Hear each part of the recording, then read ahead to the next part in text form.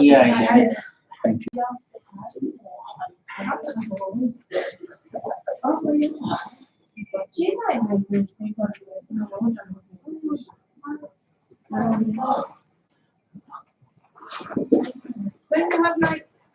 I'm coming.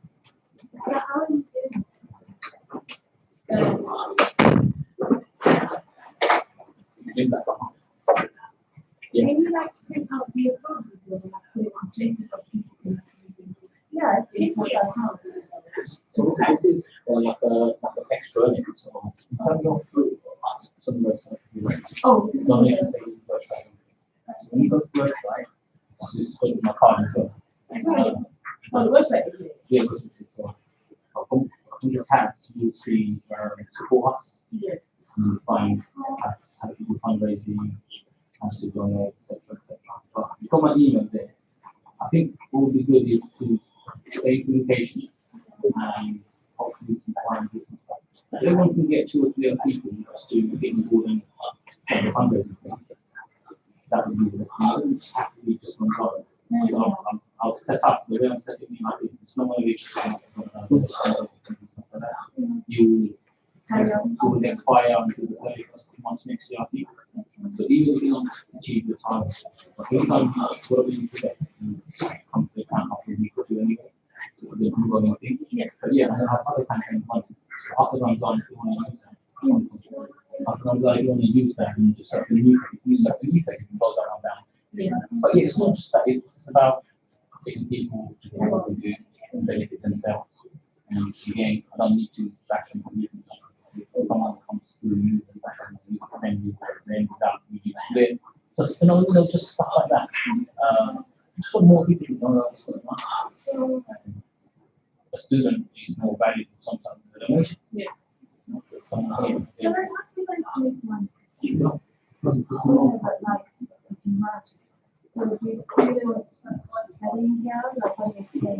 That covers the old teachings. Yeah, so it's really the only one. She's fundraising. So you know, we do that's not fundraising. We do scholarships, universities, and also we it's surprising to know that these countries are sometimes you got nothing like to say that people who have families who are in legal. So it's only you can financially relate to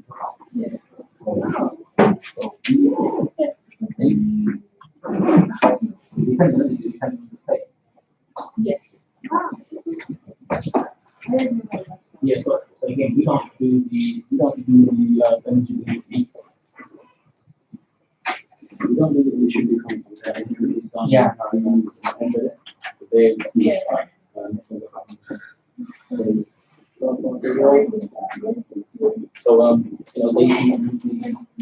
the groundwork of knowing Awesome.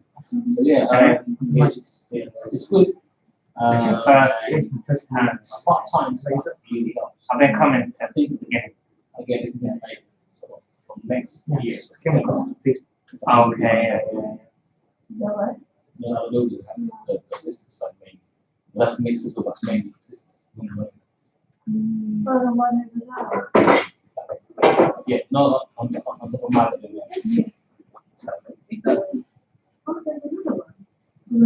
no, that yeah. The one where you actually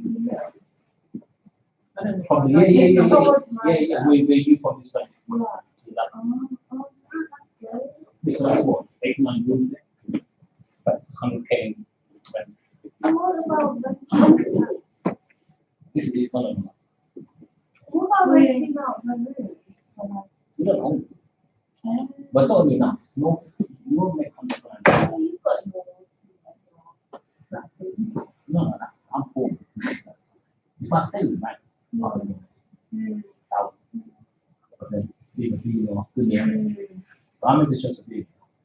If everyone did that, then we'll have a problem. Yeah. People don't support education.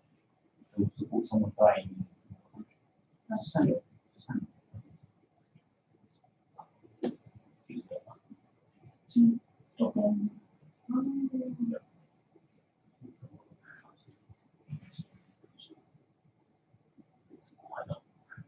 know those names in it, so it's really good.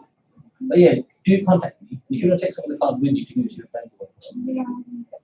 I need to put a message on to tell people why it's late. Chef basically is Mrs. to this car.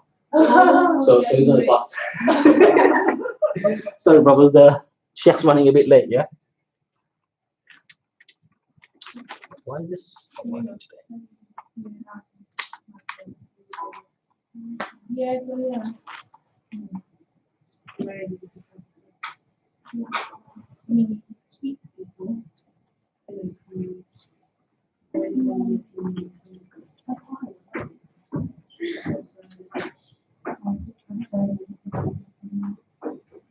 I still have that, but they are.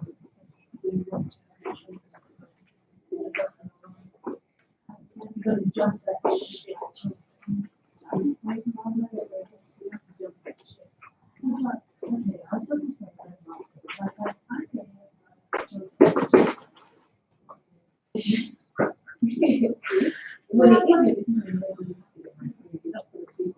Oh, yeah, that's true.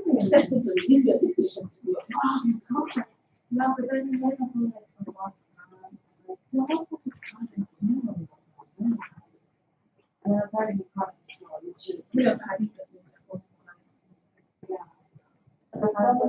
Yeah. Oh, thanks. Sisters wanted. A card. No, one of sisters question. Oh, hi. Yeah, I think I would like, I think there's a few of it in terms of, Sure. yeah. But I don't know. If there were other emails, you ask questions. General questions. Yeah, I mean, I'll share, and we'll probably share his email as well. But normally for this session, the Q&A is an extra, so it was not meant to be one because people started asking questions. She had to send things in. No, obviously it's a halaqah. With the subject. So, but yeah, if you did want to ask questions, you can ask pretty much. But I'm just giving some my part. You can just got my email. So if you want to ask a question,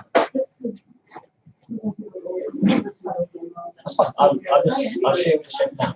And but other than that, ask it to me and I will ask the chef for you. Sorry, Chef. Sister's asking, she's saying the Q&A session is quite short, and I said it's an extra we've done anyway. I think she obviously she wants to ask some extra questions. So if you wanted to share, I said if they do want to go through me, then they can send me an email and I can share it with you. Yeah. To make it safer. You're live, by the way, Chef. Okay. We don't want to give you extra. No, but, well, for the record, I'm not in a rush to take my son from today, so you can ask him questions. We can have an extended Q&A today. So yeah, so your timing is perfect. I'm going to bring it out. So you can ask them today, saying this.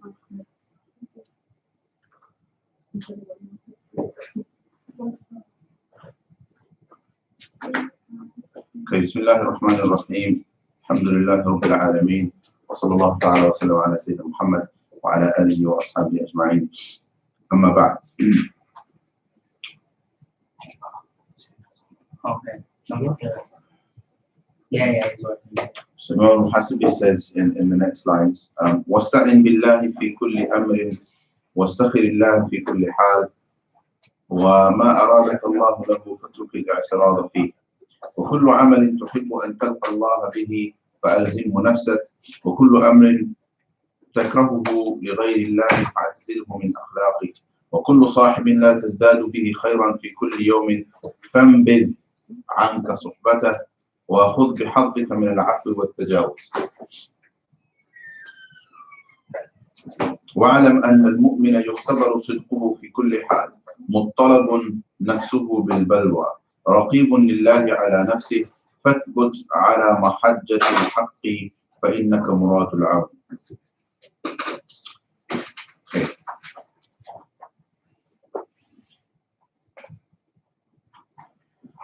So some general points on nasiha, very important, inshallah. So he says, rahimahullah, that seek Allah subhanahu wa ta'ala's assistance in all matters.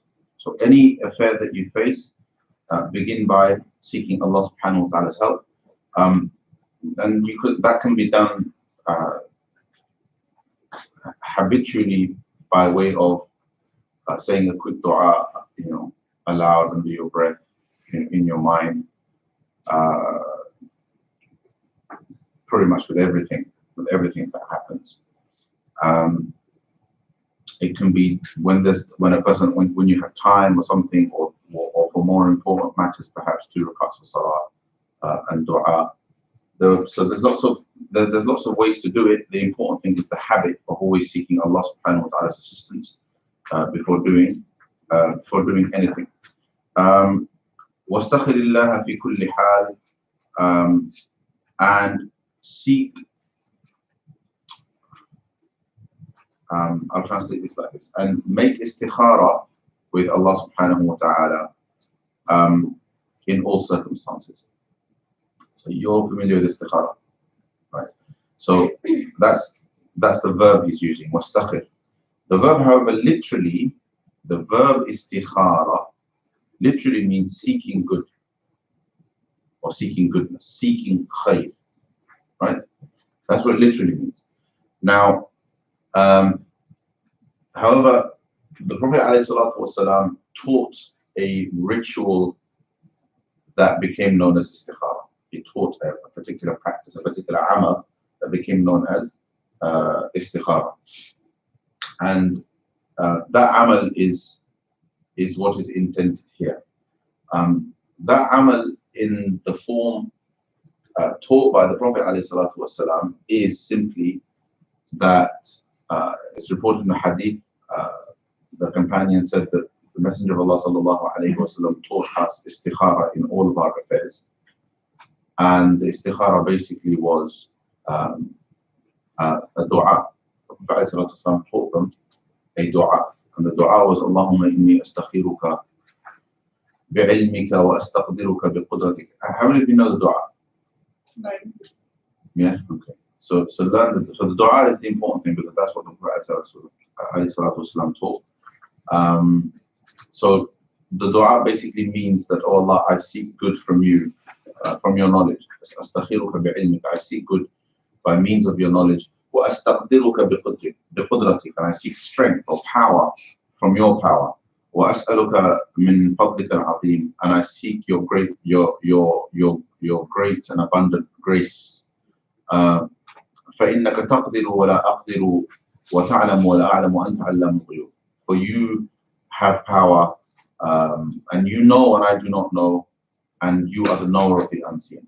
اللهم إن كنت تعلم أن هذا الأمر خير لي في ديني ومعاشي أو عاقبة أمري أو عاجل أمري وآجله فاقدره لي ويسره لي ثم بارك لي فيه. Allah, if you know this matter, and you're supposed to think of the matter at hand, the matter that you're concerned with. That if you think this matter, هذا الأمر. So when you say هذا الأمر, you think of the matter at hand.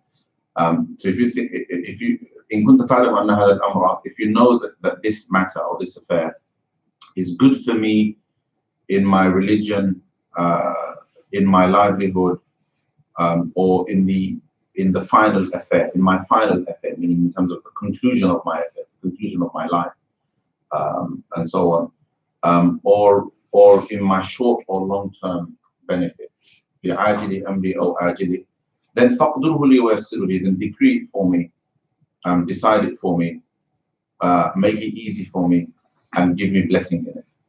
And then the next part of the dua is basically the opposite, which is that if you don't know it to be good in terms of these things, then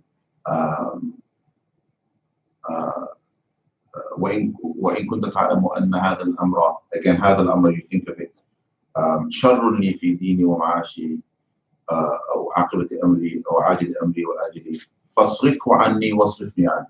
Turn it away from me, turn me away from it. واقدر لي الخير حيث كان, and decree good for me wherever it is. Decree good for me wherever it is. and give me blessing in it, right? So that's the dua. You can easily find it, the sunnah dua of istikhara. Memorize it. It's a very, very good practice. Now, many people have gone on to then explain istikhara as more complex processes, 7 days, dreams, etc., etc. Well, none of that is a requirement of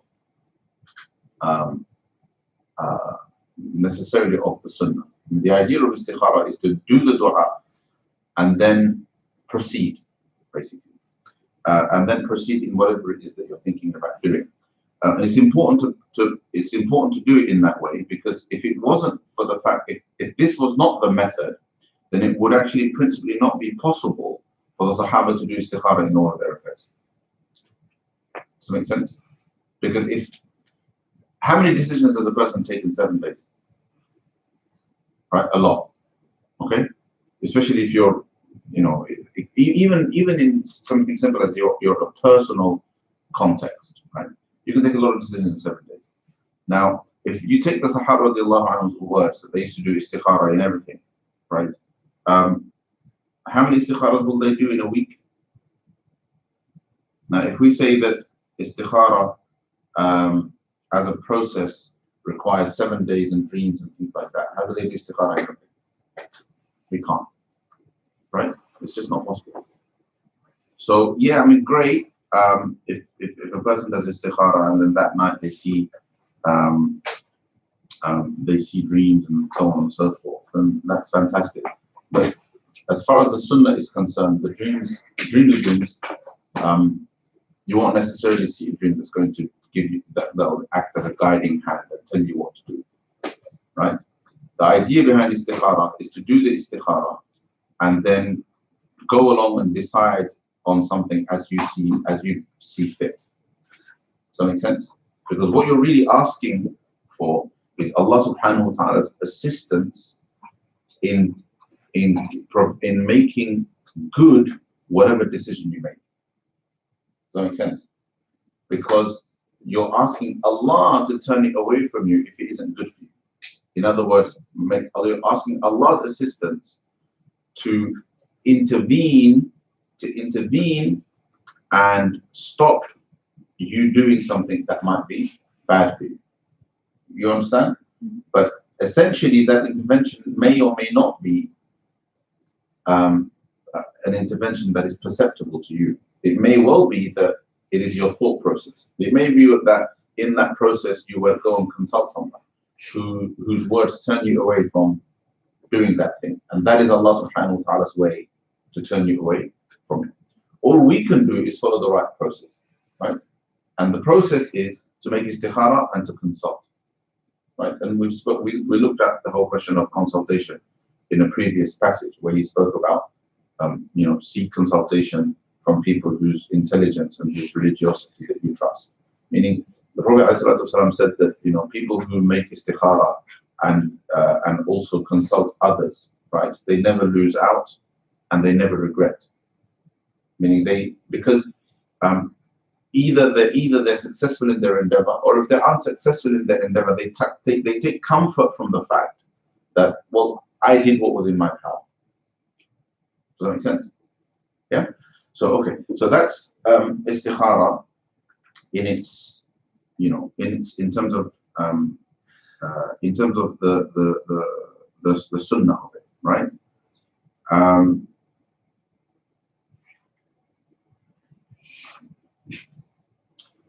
So it is sunnah to pray 2 rak'ats.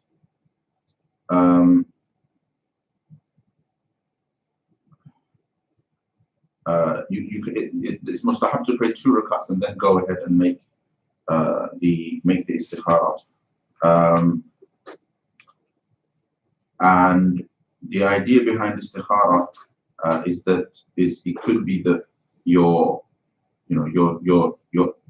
undecided between 2 things, right? Or it could be that you're trying to decide something, but you just want Allah subhanahu wa ta'ala's assistance, as should be the norm. For anybody who is a Muslim and who trusts in Allah subhanahu wa ta'ala. And there's a hadith in these words. So there's one hadith in which the Sahaba speak about the fact that the Prophet ﷺ told them istikhara in all of their affairs. And there's a hadith in which the Prophet ﷺ said, he taught the istikhara as when a matter is of concern to you, or when a matter of importance arises to you, then pray 2 rakats that are not fard, so 2 nafil rakats, and then say. So the assumption here is that the Prophet is asking you to then make this dua, and the dua is Allahumma inni astakhiruka bi'ilmik, as I basically said, and that's it. Okay, inshallah, it's as simple as that. If you don't have the time to do something like that, then even in the shortest possible way, I would say that even you're making a decision in something, make a dua there and then that Allah subhanahu wa ta'ala, asking Allah's help, and if there's time, make the istikhara dua, or even something short. Allah, Allah, I seek your assistance and please choose the best for me. One dua that I've learned from some of my teachers, I believe it's from the Sunnah, Allahu a'lam, but is Allahumma khirli wa akhtarli wa la takilni ila nafsi. Right, Allah, choose for me, right? Choose for me and don't abandon me to myself.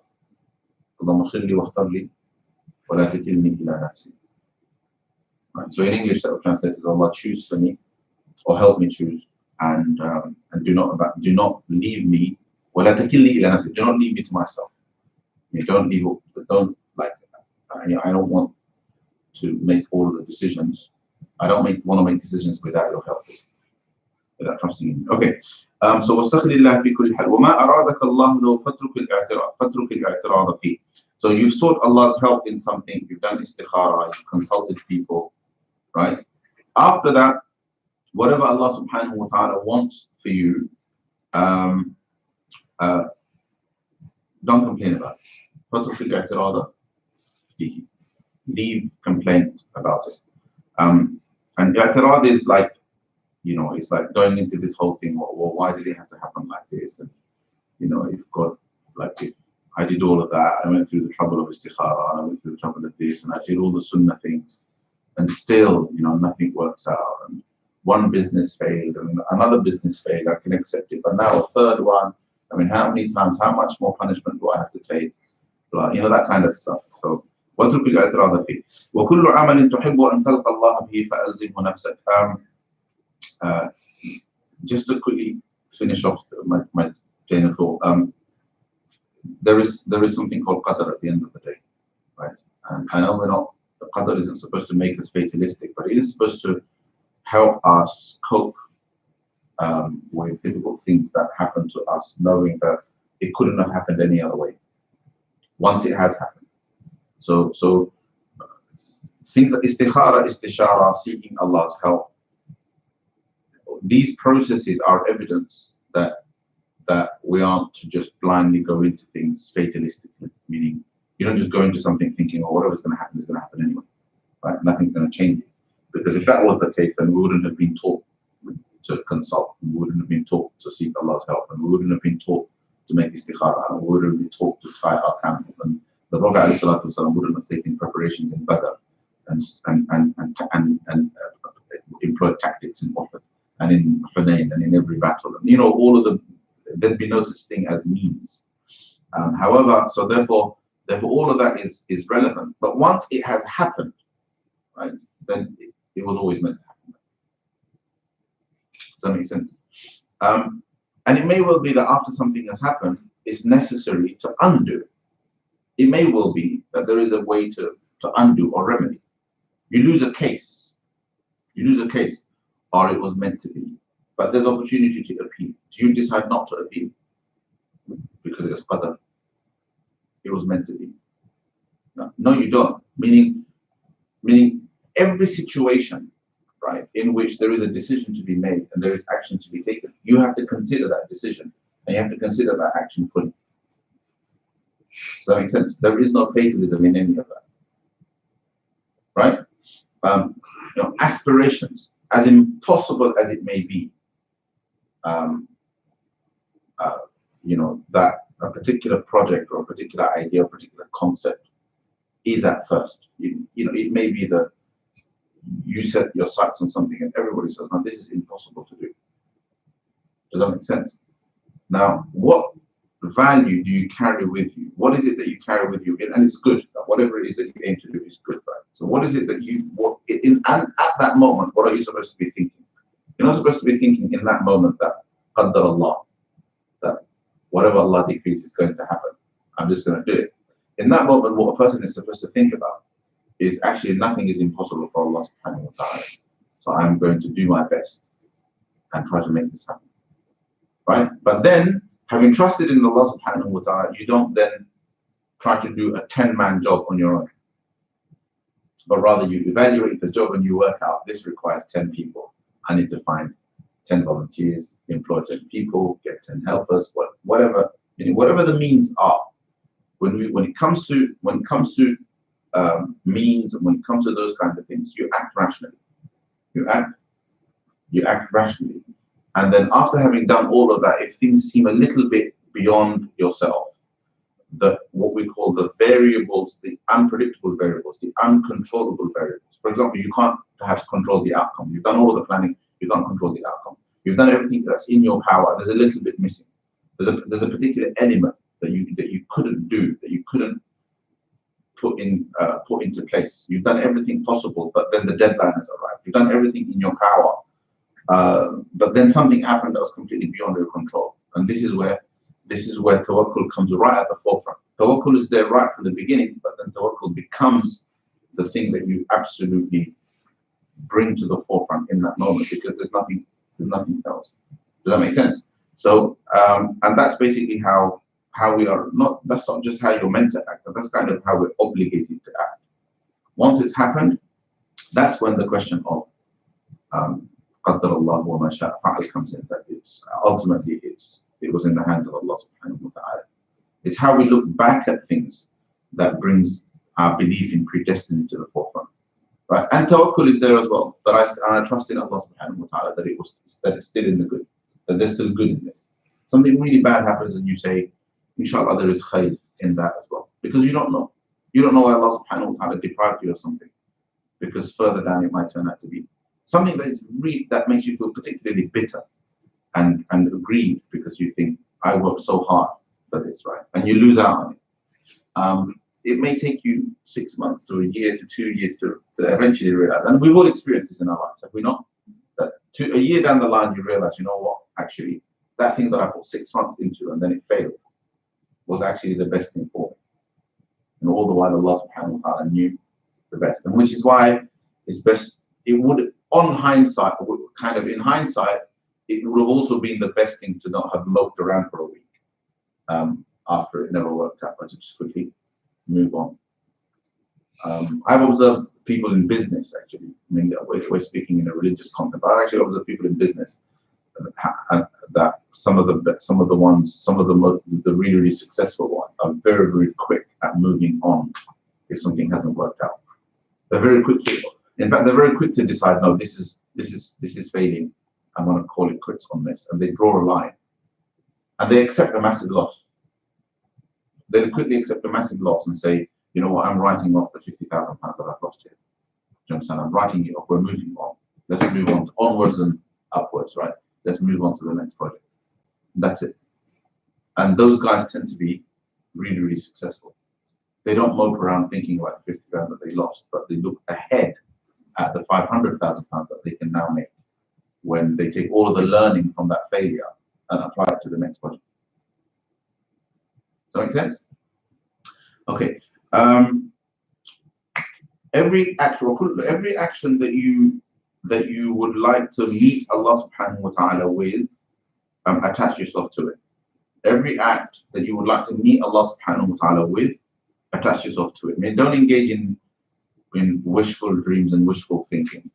I would love to do this and I would love to do that. And if only I could be the one that meets Allah subhanahu wa ta'ala with so many years of worship, or with this, that, and the other. If you want to meet Allah subhanahu wa ta'ala with something, get on with it now. Right? If you want to meet Allah subhanahu wa ta'ala having prayed tahajjud for many, many years, well, think about getting on with it now. If you want to meet Allah subhanahu wa ta'ala and have the Quran intercede for you, then start reciting it now. Meaning, attach yourself to that action now, if that is what you want to meet Allah subhanahu wa ta'ala with. وَكُلُّ أَمْرٍ تَكْرَهُهُ لِغَيْرِكَ فَاعْتَزِلْهُ مِنْ أَخْلَاقِهِ. If there is anything that you dislike for someone, right? So there's something that you wouldn't want someone else to suffer. There's a particular behavior that you wouldn't want somebody else to be subjected to. There's a particular cruelty that you wouldn't want another person to suffer. Then, especially when it comes to traits, if you don't want somebody to suffer as a consequence of a particular bad trait, a bad characteristic, a bad quality, a bad personality flaw, then remove that flaw from yourself. Remove it from your own akhlaq. If there is something that you would dislike for someone else, then remove that flaw from you. Because most likely, if you don't want your brother or sister or son or daughter to suffer at the hands of somebody else's cruelty, then the first thing one has to do is remove that act of cruelty from themselves. Okay? Another way to put this is basically start working on removing your blind spots about yourself. We all have blind spots with regards to our character. Does that make sense? So what happens is that we very, very clearly see a bad trait in another person, right? But that same trait is a blind spot when it comes to looking in the mirror. When we look in the mirror, we don't see the same thing in ourselves.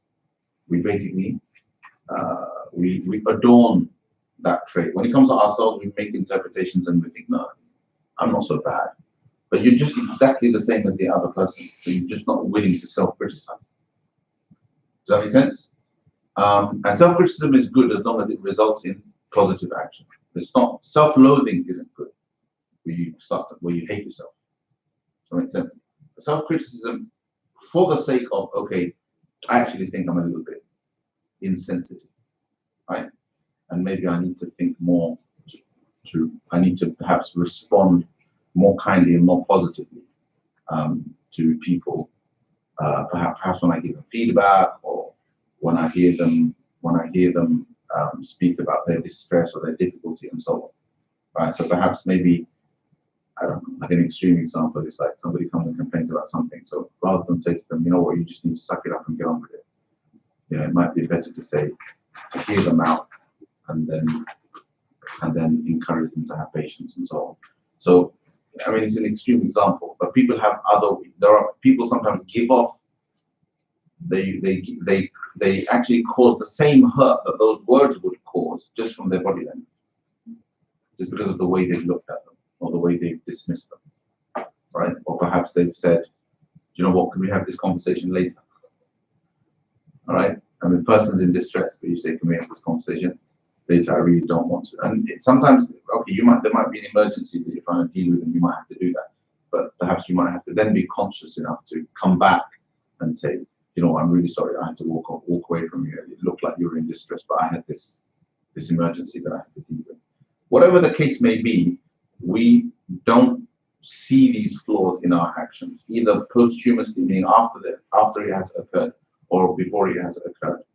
But we would be very, very quick to kind of recognize that shortcoming in another person, and even empathize with someone else, a third person, who is a victim of that person's bad trait.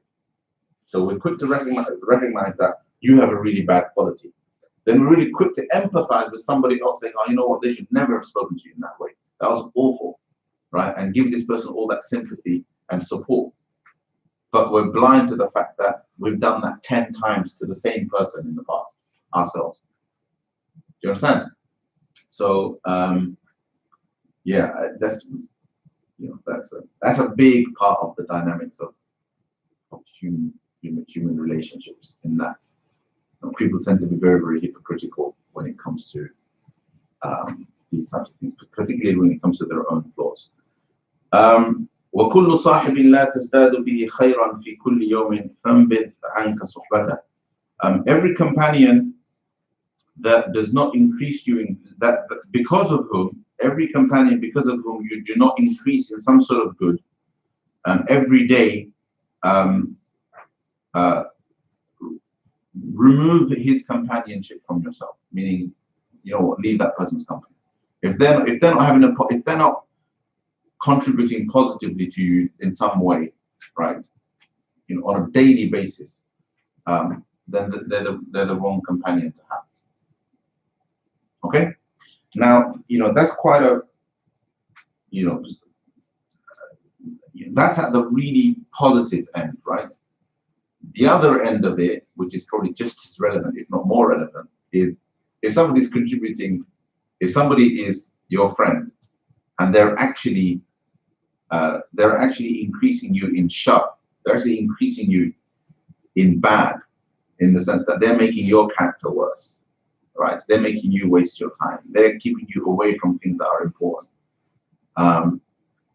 Then, I mean, there's, without a shadow of a doubt, that person you have to remove yourself from that person's company, as painful or as difficult or as controversial that may be, simply because they're bad for you.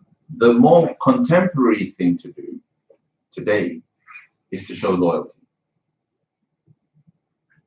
Just to show loyalty and say, oh, but you know, but she's my friend or he's my friend, and a friend in need is a friend indeed, and blah blah blah, and you know, and you need to keep your friends, and if I walk away from my friends, then you know, tomorrow when I need them, they won't be with me, and etc. etc. And essentially, you create this kind of band of thieves mindset.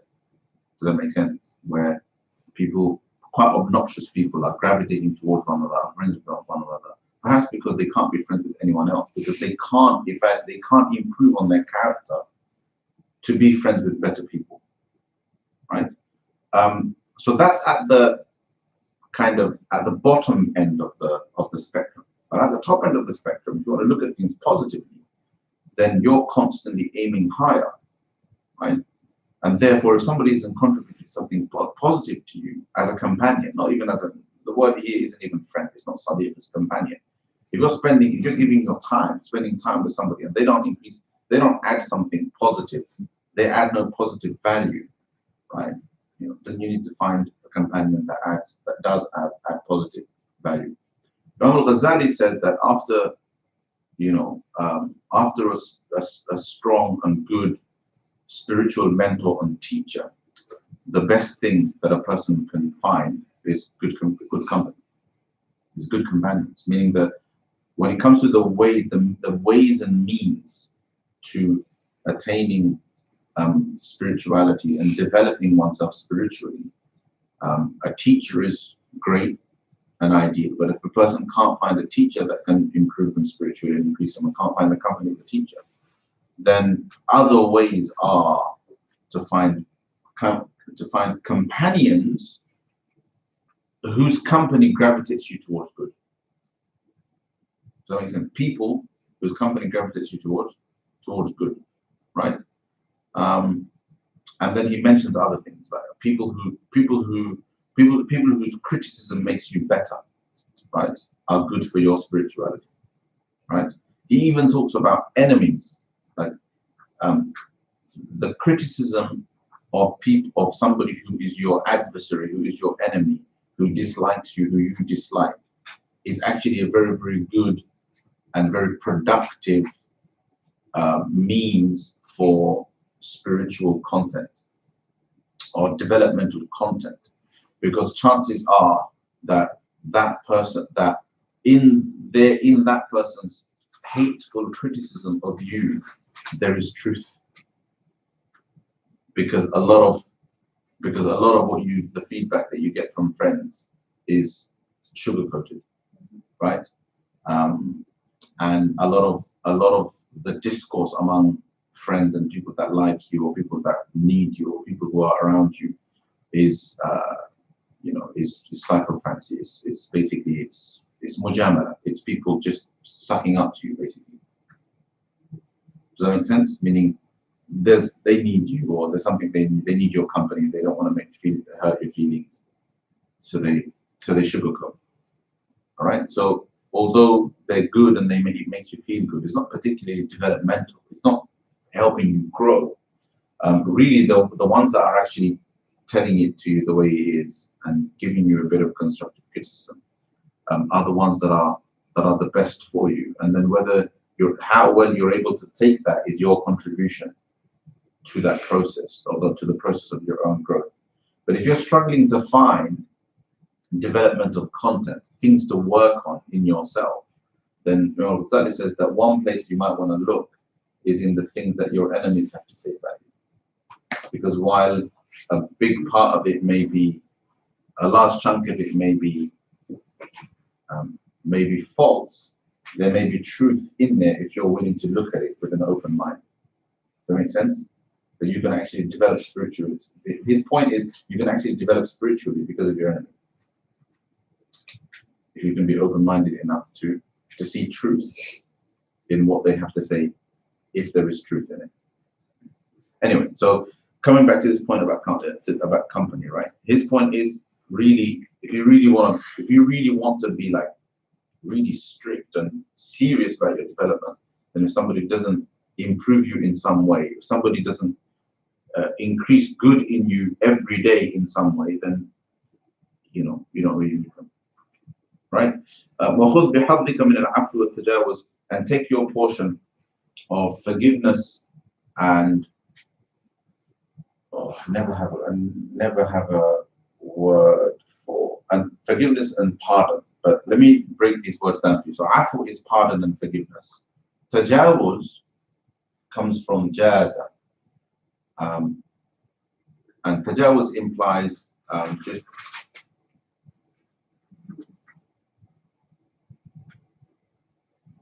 just letting something pass by. Let it, in our colloquial we say, let it go, right? Let it be, let it pass. Somebody does something to you, someone says something to you, right? And you're like, you know what? You're not necessarily going up to the person, looking at them in the face with a really, really funny, soppy smile and saying, oh, I forgive you. But you're just saying, okay, I'm just going to let this go. Right? That's tajawuz. Does that make sense? In the classroom, they used to train people in, like, they train teachers to tactically ignore. Any of you teachers? I'm a teacher. So you know what I'm talking about? So you tactically ignore something that a child does because that's in the greater good. So there's a child who's whispering to another child in the corner, right?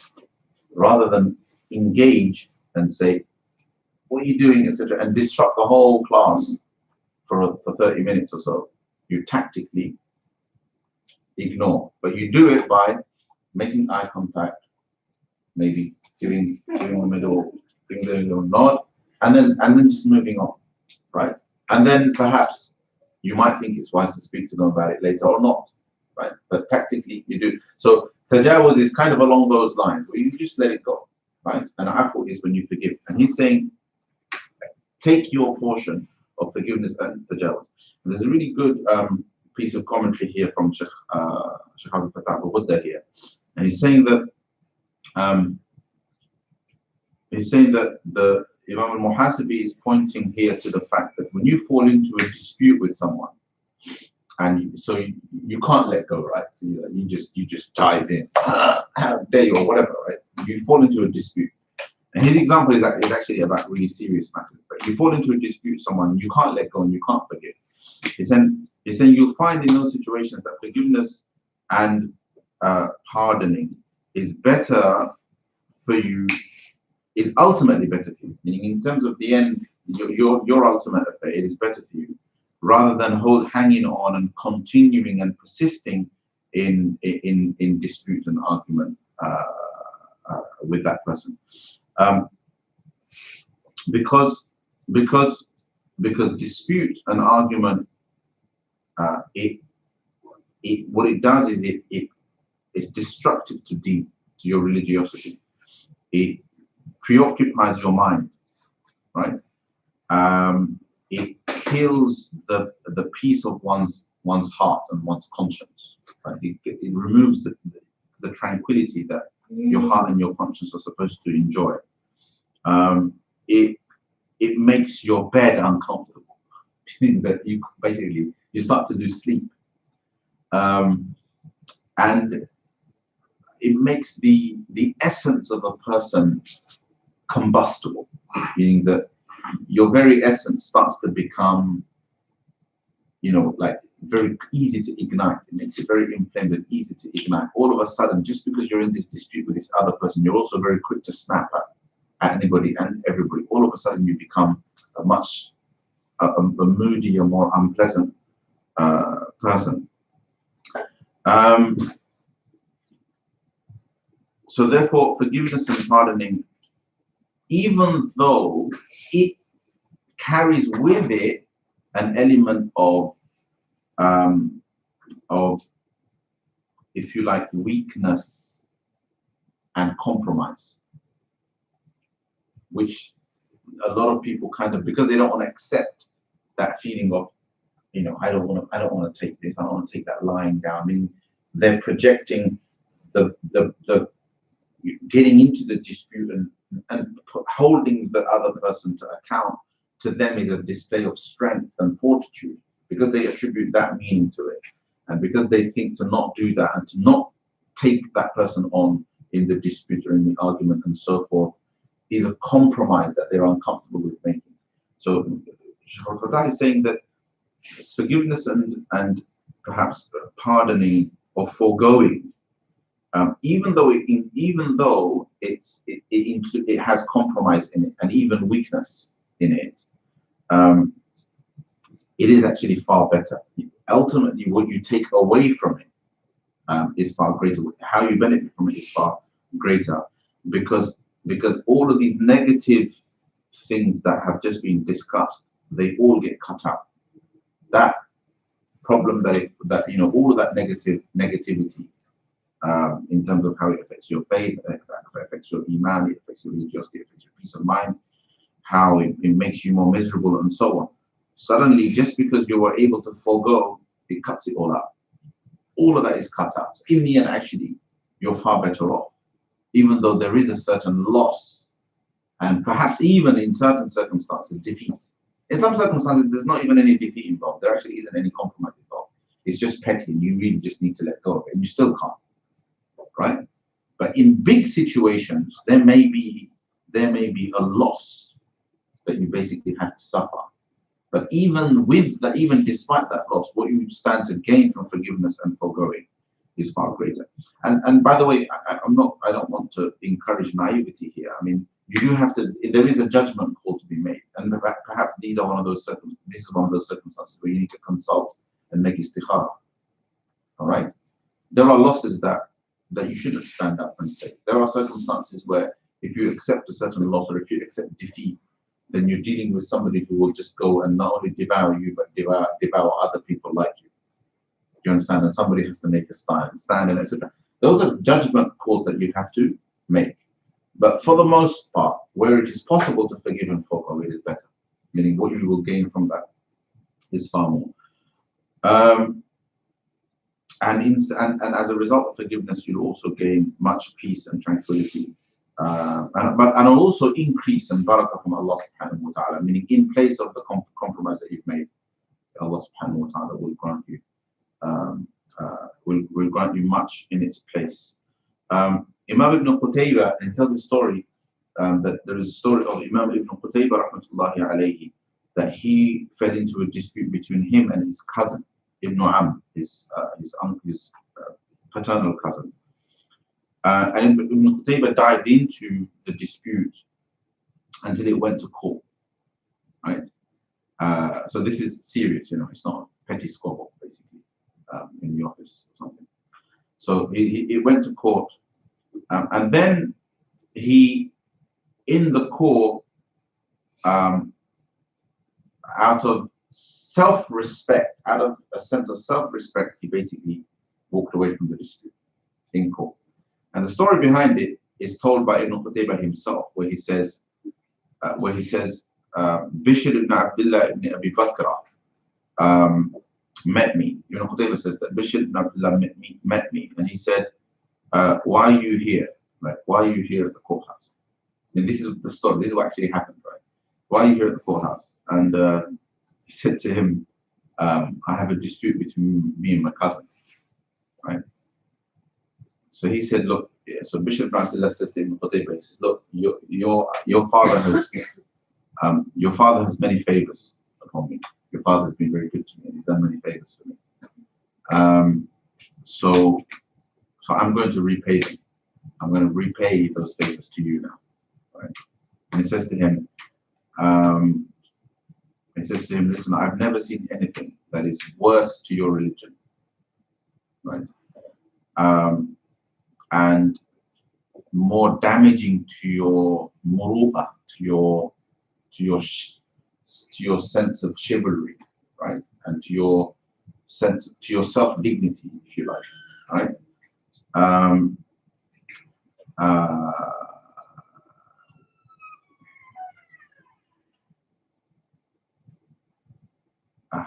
Yeah. So nothing more damaging to your self-dignity and more and more destructive to the pleasure of life, to your ability to enjoy life, right? And more preoccupying of your heart than dispute. And over here, he's talking about a court dispute, a matter of mu'amalat, a matter of dealing, right? Where he believes he has a case, he has a legitimate claim in court. Does that make sense? Right? And Bishop ibn Abdullah is basically saying to him, look, I'm repaying your father's favor by giving your father's favors on me by giving you this piece of advice. That in my experience, I've never come across anything that is more damaging in terms of deen, in terms of peace of mind, in terms of all of these things than dispute. So Ibn Qutayba says, he said this to me and I got up to leave. That's it. I'm done with this court case. Right? So he gets up to leave. So his cousin says to him, what are you doing? Like, how come you're walking away? So he says to him, I'm not going to fight you. Okay? So he says, does that mean that you accept that it's that what I'm fighting for is mine, that the right is mine? Do you accept that? Do you concede, basically? You concede that it was always, I was in the right and it's my right. And then Ibn Qutayba basically, his response to that, and that's an important point, isn't it? Like, is it going to result in the other person thinking that they're on the haqq and they're on the right, or they always had a right to the thing that they're disputing? So Ibn Qutayba says to him,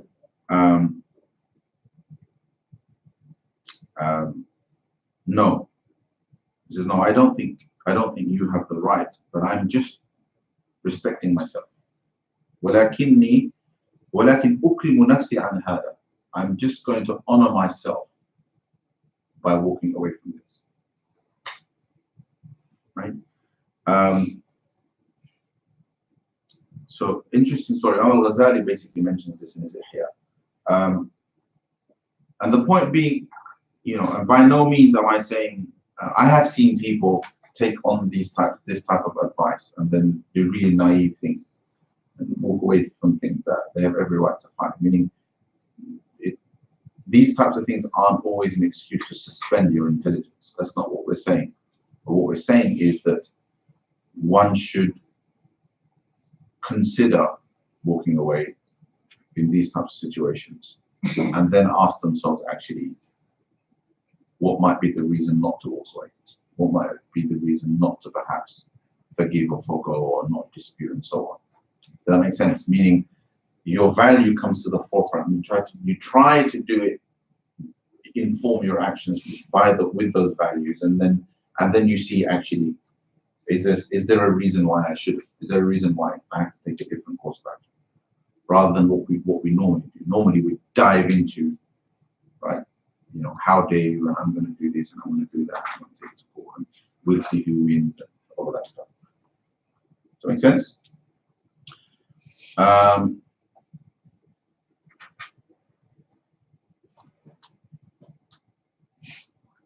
right. وَعَلَمْ أَنَّ الْمُؤْمِنَ, and know that the believer, his truthfulness is always tested. The truthfulness of a believer is always, a believer will always be put in situations where the lying is a possibility, that it's possible to just tell a lie and get away with it, right?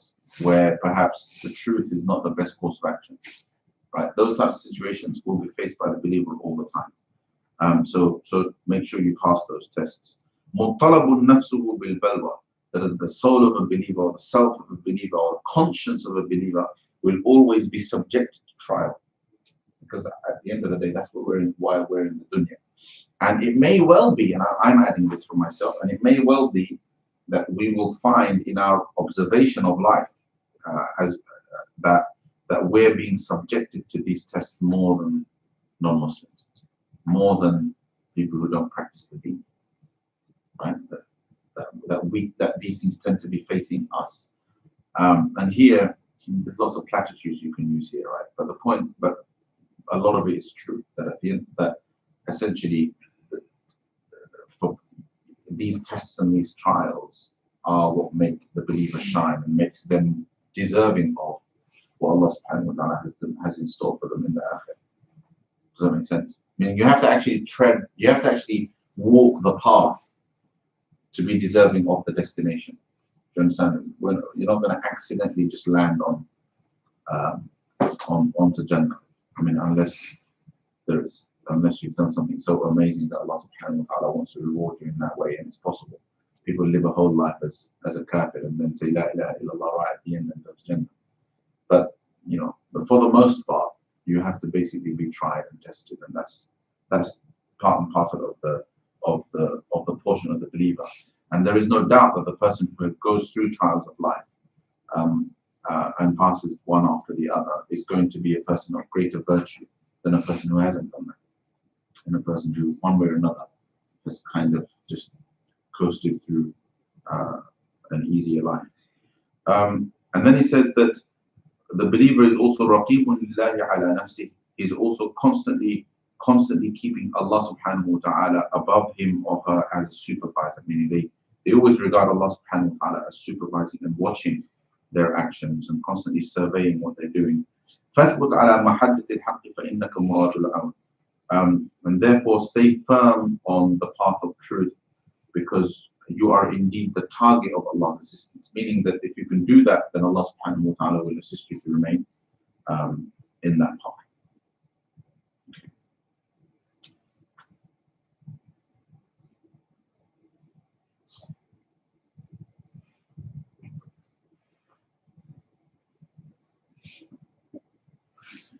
I'll stop there and give you guys a longer Q&A.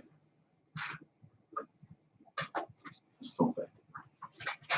All right, let's stop there and discuss, inshallah. So let's start with that.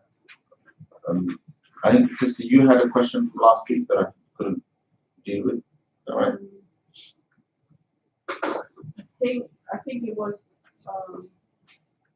you mentioned that you shouldn't be content in the dunya and not to aspire for too much or something like that. But don't we need people who aspire for more? Yeah. So I don't think I used the word aspire. Or, I must have used the word expect. So there's a difference between aspiring and expecting, right? So you've seen all those cliches about how like today's generation of young people is an entitled generation. They expect things, right? What goes with that, right, I can add, is that they expect a lot and aspire to little. Right? There's a very big difference between the two things. You should never ever limit your aspirations, and you should try to achieve. The other day, our full-time students did a little, because I stepped down from management, the full-time students did a little thank you party, right? So they pulled up a little surprise. And one of them reminded me of something that I had said to them that they had taken on board, right? And I realized that I hadn't said it in a while. Okay. And it was, and the words, it was, and I actually now remember that I actually sat them down and really drilled this message home to them. I remember that particular class. I said to them, aim to achieve things that appear impossible, right? Because when you aim for the impossible, because the reason why you aim for the impossible is not because you think you can do it and achieve it, but because the impossible is possible for Allah subhanahu wa ta'ala, or because nothing is impossible for Allah subhanahu wa ta'ala. That it is a requirement of tawakkul that we aim for things that appear impossible to achieve. And then we try to plan and construct a strategy that would realize it. But ultimately, the reason why we aim for the impossible is because we have tawakkul in Allah, and Allah subhanahu wa ta'ala is qadirun ala kulli shay. Right? Allah is in ala kulli shay qadir. Allah can do everything. Now, so now the question then remember, aspirations are not realistic. You do know that, right? By definition, an aspiration isn't realistic. You understand? Aspirations are usually things that are like, they're a little bit, they're beyond the achievable. But you aspire to them and you try to get as close as possible. Like right now, what you might aspire to isn't something that you perhaps can see a clear path to, but it's like, you know what, I'd love to achieve that. And then you stick to it, or you stick to a path that could maybe take you to that. And then if everything works out, right, then you can. Does that make sense? So it's something that it isn't impossible. It's perhaps theoretically possible, but an aspiration is always a long shot. It's always a long shot for you to aspire to anyway. So regarding the dunya aspiration. Right, dunyawi aspirations. So and I'll tell you what I said in a recent business event that I spoke at. Dunyawi aspirations. There are two reasons why people have dunyawi aspirations. One is for themselves, and the other is for others. Right? Dunya aspirations for yourself, right? You should limit. You should try to limit to the best of your ability and try to be a moderate consumer. Yourself, personally. And you being a moderate consumer should be somewhat irrelevant, right, to your financial capacity. Does that make sense? So, how do I do this? Let's drill it down to actual examples, right? So, the kind of house I live in, the kind of the car I drive, the clothes I wear, the quality of food I eat, what's in my fridge, what's in my wardrobe, the kind of restaurants I visit, the hotels I stay in, the kind of flights I take, etc., etc. These things should be dictated based on moderacy. I mean, obviously, the financially prudent advice here would be, first, they should be dictated by affordability, right? Because then you'll be living beyond your means. But let's say you can afford it. Let's assume that you can afford it. Then these things should still be dictated by moderacy, necessity, and rationality, right? So moderacy, i.e., no, you don't go into excess. So therefore, you have money, but you moderately enjoy it, right? You don't allow yourself to be deprived from it, but you moderately enjoy it, right? So there was an interesting thing that somebody told me that a billionaire friend of his who's like worth stupid money. Like we're talking about the kind of money that can afford private jets, yachts, etc., etc. But he has this principle where he teaches his children, as a billionaire, he teaches his children that, look, I'm a billionaire.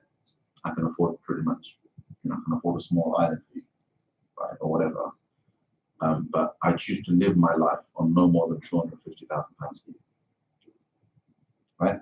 Now, what's interesting about that is, of course, for most people, right, £250,000 a year is a ridiculous amount of money,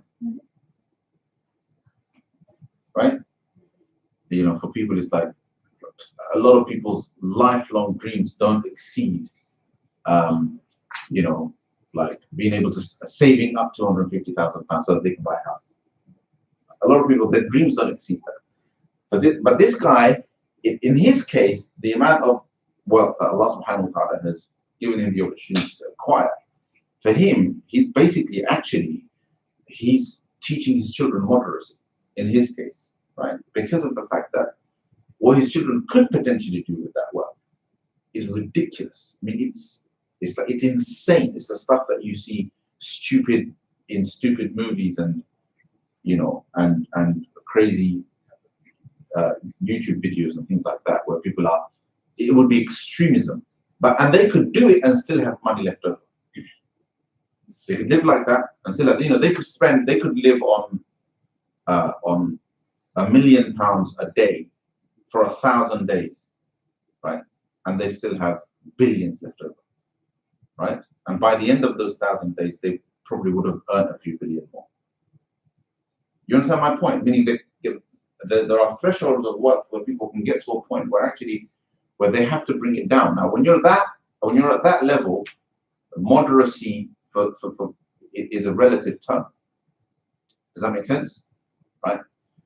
What I would like to say to people is, but it's okay to aspire to that kind of wealth if you're committed to moderacy. What that moderacy is relevant. Now, if a person is particularly productive and they fly twice a year, twice a month, let's just say, 2-3 times a month, or maybe once a week, they're taking a flight somewhere, it's a business trip. And that person, because of all of those flights and so on, they could afford to, and they insisted on, say, first class, business class flights all the way through. In my mind, that's perfectly understandable, even though the bill at the end is massive. Their flights alone, the amount of money they're spending on flights alone is more than 2-3 people's salary. Right? It's probably more than what all of us in this room earn in a month. Just what they're spending on flights. But in their case, it's probably perfectly reasonable.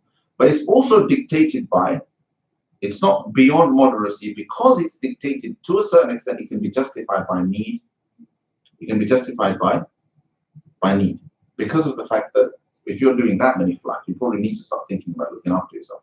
In fact, if you're like a director in government or something like that, even the government might pay for you to do business class flights, because of the fact that you're going to be exhausted if you're taking a flight every week. You understand my point? But many people, they can't afford that, so then they have to accept the economy seats and that kind of thing. It may be that if you're of a certain amount of wealth, then driving a Merc is moderate, right? You know, having a collection of sports cars in a warehouse that you privately own is excessive, right? So there is a relativity to it. But it's important to inform how you live your life by values. By values. When you're at the lower end of the spectrum and you don't have a lot of money, then it's important to also include economic prudence and make sure that you're not overspending, you're not living beyond your means and so on. But as your means increase, it becomes more and more important to be moderate. And it's always important to allow some of your decisions to be informed by people who are less fortunate than you. Does that make sense? So therefore, any consumption of wealth should have some element of being justified by necessity, being justified by need and so forth, right?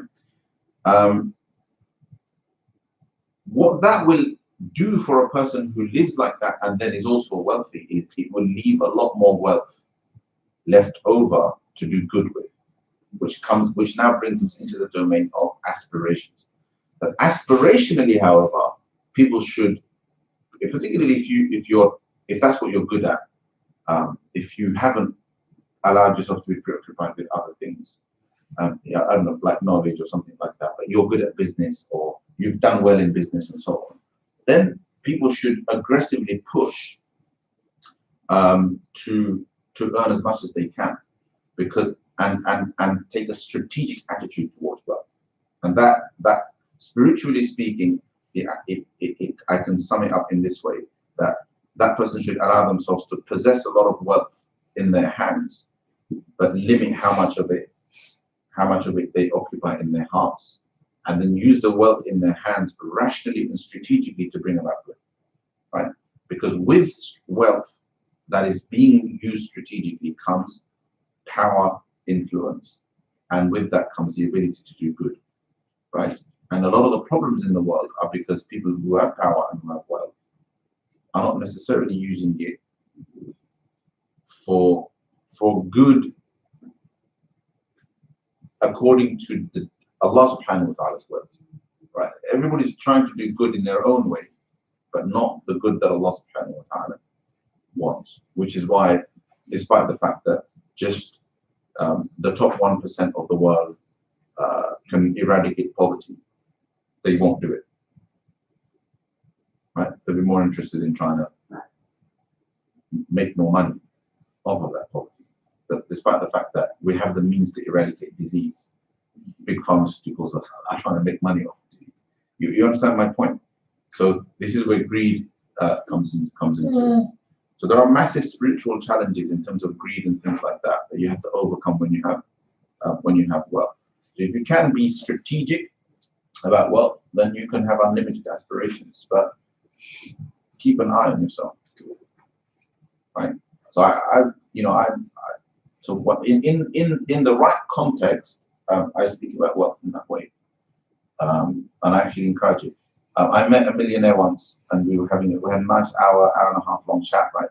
And he's not like a multi-millionaire, he's made enough money to live comfortably, to drive a nice car, likes to enjoy, a Rolls Royce and a Bentley every so often, that kind of thing, right? And he said to me, Mana, that's it, I'm done. I've got all the money that I can, and I just want to do some good now.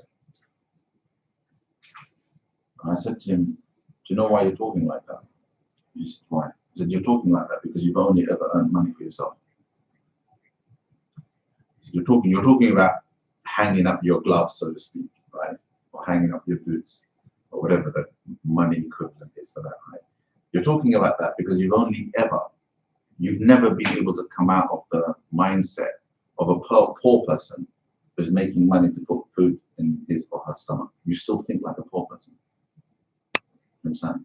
It's always been about yourself. So now that you think you've got enough money for you, your children, your grandchildren, your parents, your brothers and sisters, etc., you think, I need to hang it up now and think about going into etika.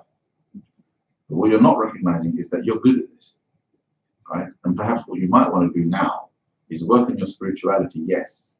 Use your wealth to make it easy to work in your spirituality. Take that Umrah once or twice a year. Take your breaks, your spiritual breaks. Access good teachers and a good shuyukh and so on and so forth. But now go be even more aggressive when it comes to wealth and acquire more to do more good, because that's what you're good at. I'm good at doing good through knowledge and through imparting knowledge, because that's what my wealth is. But if your wealth is money, then why give that up when that is the ni'mah Allah has given you? That is the blessing Allah subhanahu wa ta'ala endowed you with. Does that make sense? Right? So why would you give that up and now try to do some other things, right? And dedicate yourself to philanthropy.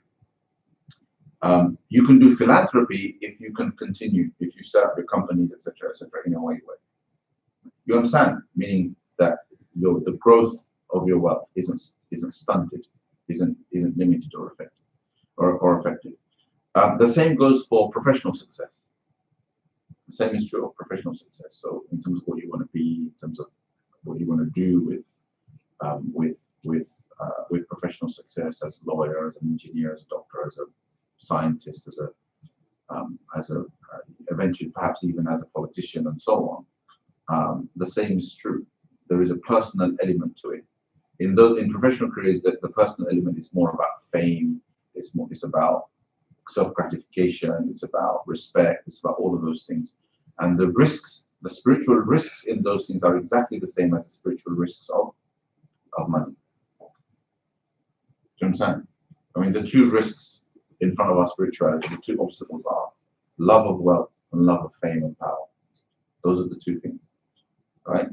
And to a certain extent, any amount of success in the dunya comes with those things attached. And you have to figure out a way of managing the impact of money, fame, and power, and still remaining firmly rooted on the spiritual path, right? And perhaps And then the smart thing is what I'm talking about, which is kind of redirecting that power and that influence and that wealth towards your spiritual path, orienting it that way, and then perhaps attaining your paradise and your Jannah through the blessing that Allah subhanahu wa ta'ala has given you. And that is a form of shukr. In fact, it's the greatest form of shukr, the greatest form of gratitude. So I would like to see more success in Muslims actually. I don't believe in Muslims being ascetics and hiding away in caves and just sticking to their private worship in their little enclave. But I'd like to see Muslims more successful. But what I don't want to see is Muslims attaining success and then thinking about spirituality, but rather Muslims attaining success with and through their spirituality or because of their spirituality. Does that make sense? Because then what happens is you see all of this success and you realize that it's in spite of Deen. It's not because of Deen, it's in spite of Deen. And therefore it has all of these problems. People using their Muslim identity to make money on YouTube, etc., etc. But it's all in spite of Deen. They're happy to commit a fair share of haram just to get their popularity. Muslims who've made their millions and now want to do good, but 75% of their millions is haram money because they didn't think to go into halal business. And because they didn't think to go into halal business, there's no halal infrastructure for the guy that wants to earn money in a halal way or do business in a halal way. You understand? So there's all of these problems. Why? Because it was in spite of and not because of. And this fundamental, that's why I tend to, I'm not dismissive, but I tend to not celebrate the success of people who've achieved it in spite of Islam. Do you understand? I personally stay away from, to the best of my ability, stay away from identity-based celebration. That you celebrate somebody's achievement just because they happen to be a Muslim who is successful, without any consideration given to whether they actually achieve what they achieve because of Islam, right? Or by sticking to Islamic principles, or by sticking to the halal, or just because they're Muslim and they have a Muslim name, we're going to celebrate them. It doesn't matter what their achievement is. Does that make sense? Yeah. So, for example, like I'll give you an example, personal example, right? I'm a bit of a football fan, right? Maybe more than I should admit to. All right. And it's a childhood thing. I've always enjoyed playing it, and from that, with that comes the baggage of supporting a club, etc., etc., and knowing what football is about and how much money people earn in football, and etc., etc., right? I'm well into my 40s, and I believe it or not, still play several times a week. So that level of interest and involvement. So my kids, one of them's completely disinterested. One's a baby, so he doesn't count. But one is of the ones that have grown up, one is completely disinterested, completely. But we force him to play once a week with the family. And the other is obsessed like me. Like he's into it the way I was at his age, and like and he would become a professional footballer if he could. But interestingly enough, I've always had the attitude, having gone through my education in Islam, that I would never support being a professional footballer, right? Because of the fact that I don't want to earn my livelihood playing a game. I want to earn my livelihood doing something more serious. And I never ever promoted that, right? Do you understand? It was my, like, it's like I enjoyed it as my personal leisure, maybe even vice, perhaps even borderline. I could even call it a vice, right? But I wouldn't. The football fan part of it probably is a bit of a vice, but not the playing part of it. It's more of a small leisure and fitness. But I wouldn't encourage. Does that make sense? But partly because in those days I didn't see any example of anyone doing any good with their football career. Then eventually I met a footballer who, completely by coincidence, who came here to apply for a course. Right, professional footballer, Premier League, earning millions. The full shebang, right? And he turns up here, and somebody calls me up and goes, "This guy," and because I follow football, I know exactly who he is. Because this guy's here in reception, right? Would you like to meet him? So I'm like, yeah, okay. I met him, and it turns out that, mashallah, the guy has, while he's been playing football, he's been practicing his deen, he's been memorizing his Quran, he's been progressing with the memorization of his Quran, and now he wants to learn Arabic, but he's struggling with the schedule. That's why he needed to see me, because he couldn't meet the schedule of the program, and we need to make special arrangements for him because of his training schedule, and he was injured at the time, so he needed treatment and so on and so forth. And it made me rethink everything, right? And he met my kids and everything. I thought to myself, you know what? It's a really easy way to earn good money. This guy was donating money to charity, and etc. It's a really easy way to earn good money. And this guy is evidence that you can actually practice your deen. And he said, you know, once upon a time it was hard to be practicing in that culture, and it was a very booze and abuse kind of type culture in football. But it's changed. It's become much more professionalized. And clubs now have prayer rooms for Muslim players, etc. And I kind of like changed my attitude. So, and I realized that actually you could perhaps be this guy, this Croatian footballer, but it doesn't have to be in spite of Islam, but can actually be driven by deen. And that's the point. And for me, that's how I've looked at it. For me, that was a worldview, and my worldview about football in that situation changed a little bit as a result of meeting this. We had a debate. I didn't tell you this. We actually debated the issue, because I actually said to him that, oh, you know, I'm not big in promoting football as a career, right? And he went to me, why would you say that? And you know, etc. And look, so are you saying you don't approve of me being a footballer? And we had a whole conversation about it. And he convinced me that actually you can, like he said it's a job. His words to me were, all right, it's a job, all right? So I have a certain time that I have to commit to. I have a certain I've got to conduct myself a particular way. I have to give a certain amount of time. I have a certain amount of holidays. I'm contractually obligated. It just so happens that another person, they do their job, and it may be something that isn't particularly productive, but they do it because they need to earn a livelihood. I do this, it earns me a lot more money, and I can do a lot of good with that money. Right? And it's not getting in the way of my ibadah, it's not getting in the way of deen, etc. It's just a job. And actually, it's a great job. Right? Why wouldn't you encourage people to take this job? And actually, I got a bit stuck there. So anyway, so now my younger son goes, he wants to be, he's like, Dad, would you mind if I became a professional footballer?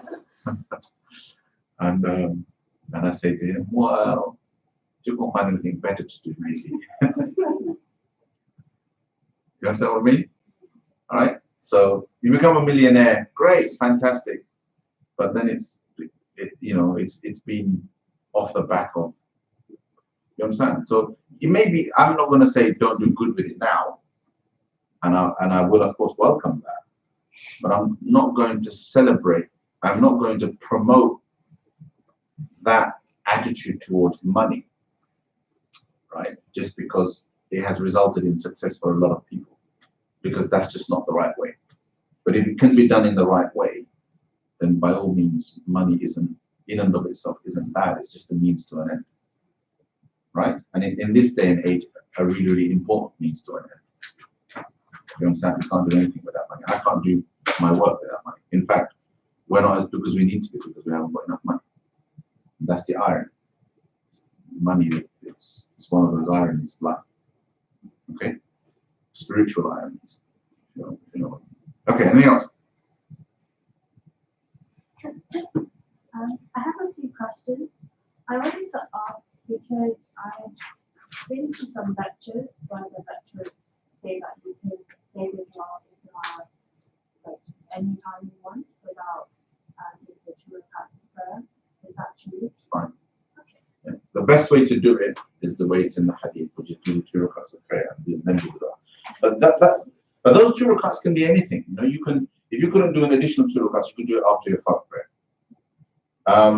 It could be after the sunnah that you pray after your fard prayer or before your fard prayer. But then ideally if you have the time, then you do 2 extra rakats and then you do it. All right? The important thing is to do it. The important thing is to do the istikhara. Even if you couldn't do it optimally because there wasn't time or you were in a rush and so on, but to do it. You mentioned that when you're doing you don't have to say just think about it. But in the book, the fortress is to say. You don't have to say it simply because, well, I suppose if you were saying the dua in English, right, then you can say it. Then you can say it. But the reason why I say in your mind, because a lot of people read the dua in Arabic, but they don't have the words in Arabic to mention what it is that they're doing, and that's why I say just think of it, right? Because in Arabic there is this whole idea of the ma'bud in Arabic grammar. So you can say hadha al-amr, this affair, but what you mean by it is in your mind. You understand? And in that sense. But if you were saying the dua in English, then yeah, you could mention it. Okay? So this question. You guys are going to relay. Huh? You guys are going to relay questions about some fun. Go on. I was going to ask, so you mentioned that the truthfulness of a believer is always tested. So what if you're in a situation, it's to do with, I guess, personal boundaries.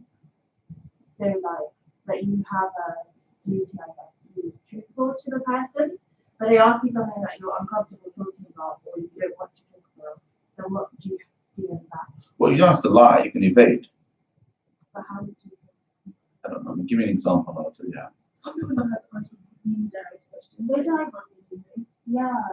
But like, so for example, your parents asking you questions that are very like personal, and you just don't want to talk about it. What would you do then? Because it's your parents. So What do you you can't want? be rude. You can't be disrespectful. Yeah. But what are you asking? What are you asking? Are you asking me if it's permissible to maybe tell a white lie? No, not to lie, but like because. So omission is not lying. So omission of the truth isn't lying. You're not always required to tell. You don't always have to tell the truth. Over here, telling the truth is what telling the truth means is not lying. Don't lie. Tell the truth, i.e., don't lie. Does that make sense? Meaning, over here, telling the truth is the opposite of lying. It is not about telling it as it is or articulating the truth. Whatever the case may be. Omission of the truth, not telling something when there is no need to tell it, is wisdom. Right? The salamatu fi sukut. Sometimes wisdom. Sometimes there is safety in silence. Right? Sometimes things just shouldn't be said, even if they are the truth. Not saying something that might be true because of a particular wisdom is not lying. Does that make sense? Now, here, sometimes, on rare occasions, it may well be that if silence isn't possible, that you make a personal interpretation and tell what you might call a white lie to avoid harming somebody's feelings, to avoid dispute between two people, to avoid, do you understand? And those kind of things that ulama say are permissible as long as they're driven by a really, really good intention, such as not like an intention that's going to cause harm, but the intention is the avoidance of an obvious harm, of a clear and present danger of two people falling out, of a marriage breaking up, of perhaps some sort of financial harm coming to somebody, or somebody's safety being compromised. That in that situation you can perhaps bend the truth, omit the truth, even tell a white lie because you want this person to be safe, you want perhaps them to not lose out on financially, or you want their marriage to stand a chance, or you want two people not to fall into dispute and so on. All right, and you want to know, we famously talks about how there are, that these situations, it's permissible to engage in those kind of things, in those situations. Remember I spoke to you about there are exceptions to ghiba, whereas ghiba is haram, but there are situations in which there is an exception that you can do it. You understand? So it's a bit like that. Okay.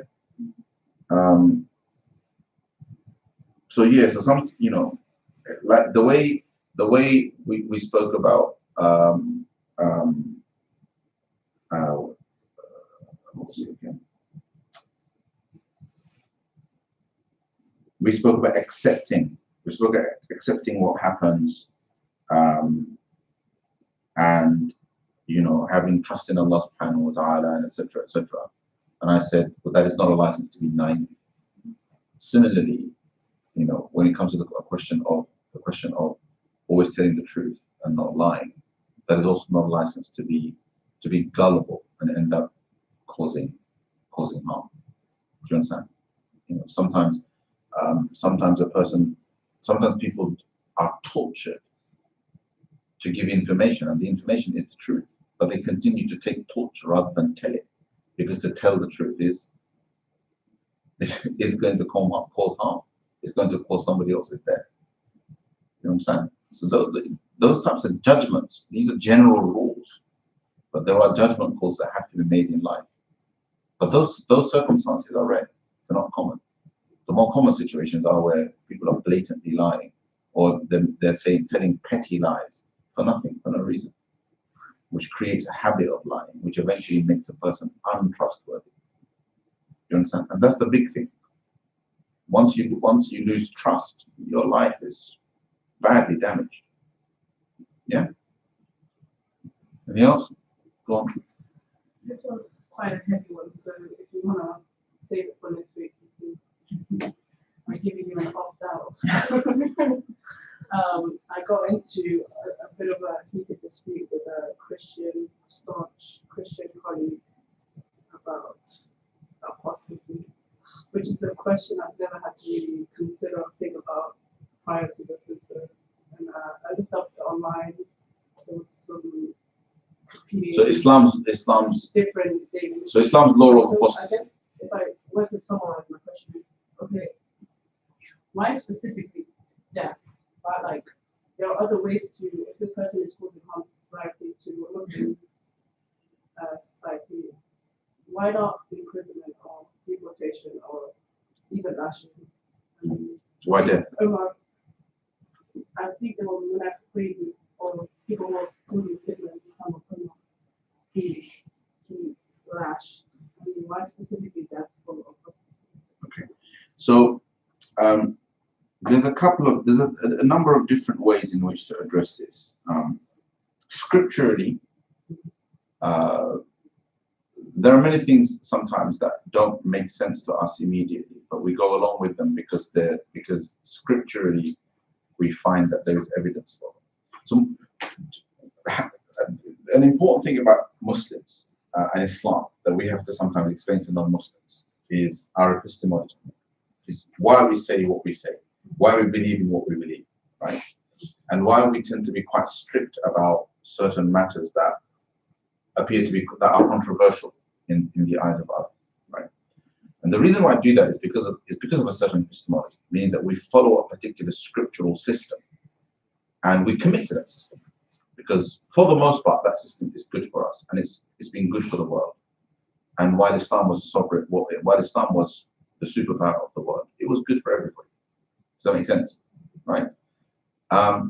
In the context of freedom of religion, freedom of thought, etc., etc., human rights, we no, but there isn't compulsion. So there's a difference here. So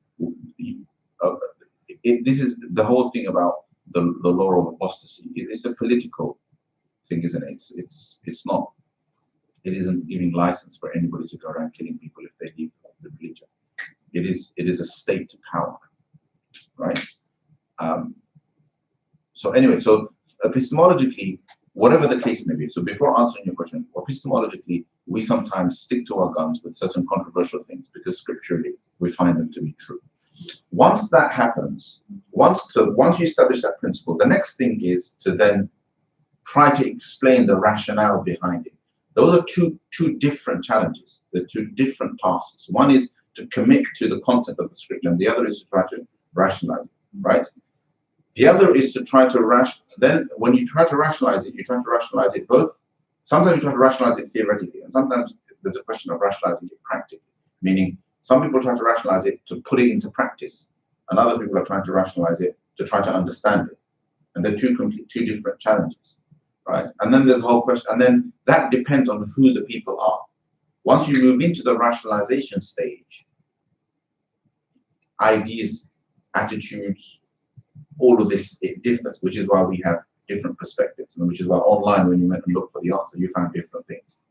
All right. Some people respond to criticism from outside. Other people don't. Other people are like, no, we're not interested in what non-Muslims have to say. This is what Allah and His messenger said. This is what they implemented, and we're going to stick to it regardless, come what may. We don't care what non-Muslims have to say. Right? End of story. Now, if you think about it, that's something to be admired. Right? Christianity has gained nothing, right, from compromising,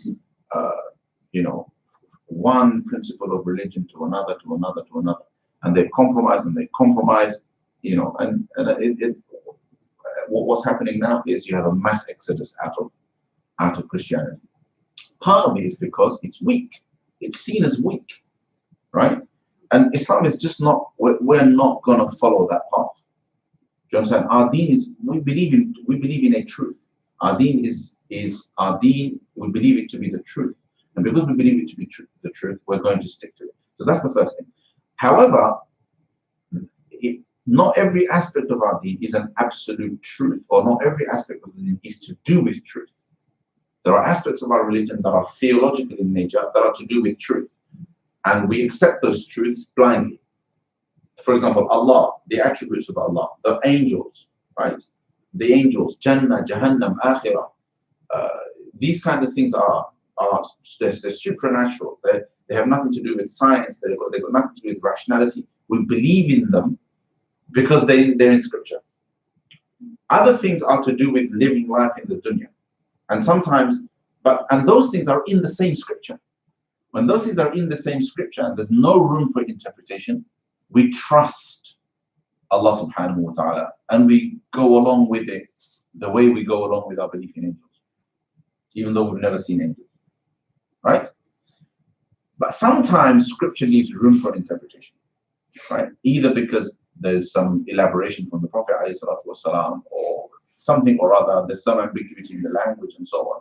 And that is where we try to apply various rationale, and we try to apply our common sense and rationality to try to come up with a solution. And all of those nuances are important in our discussions with non-Muslims to try to get them to understand that it's not just about blind faith or etc., but there is a system, and we have a right to want to stick to that system. And for the most part, look at what our religion tells us. For the most part, right, we've held on to values of family. We've held on to values of justice and truth and good character and good conduct, and children being true to their parents and parents being true to their children, and having good, strong, robust societies and being true to God, and all of these good qualities, right? Meaning, proportionately speaking, these controversial matters, right, for the most part are theoretical, and they don't represent every other aspect of our religion. The question now is that we have a rationale for them, and we ask you to understand that our rationale is subjective. You don't have to accept it, but we don't have to agree on it. But nor do you have to marginalize us because of that rationale, because we don't marginalize you, and it would be wrong to do so when you turn around and choose to dress how you like. When you turn around and show clear inconsistencies with your values around modesty when it comes to men and women. You talk about equality, but the men don't dress like the women. The women dress more provocatively than the men do. Do you understand? Women wear less clothes than men. Do you understand? I mean, there are these ridiculous inconsistencies, right? We want equality, but for some reason we allow for there to be social pressures for women to wear stupid things like high heels, right? While men enjoy wearing, a man's shoe is all about comfort, and a woman's shoe is all about discomfort. We don't. You guys want to live like that? You go ahead and live like that. We ask for the same courtesy back. Do you understand? Yes, you want to intellectually engage on the matter, by all means, intellectually engage. But then don't limit my ability to intellectually engage with you, because now your media is going to come after me and call me an extremist because I tried to explain my position, which is exactly what they do when they see this video. You understand my point? So there's a lot of nonsense going on that makes it very, very difficult for us to actually truly articulate our point of view and engage in a positive debate. You understand? If you want the license to critique us, give us the license to critique you. I have a hell of a lot to say about the Western way of life. You know, I think it's utter nonsense. Some of it's great, some of it's utter nonsense. But if we're going to engage in that, there needs to be equal, and there needs to be an equal platform. You understand? Right? If there's going to be think tanks that attack aspects of Islam, you know, we want to be able to set up think tanks that attack aspects of the Western way of life without being persecuted or prosecuted. Do you understand? So there's for me, these wider issues are more important than the issue itself.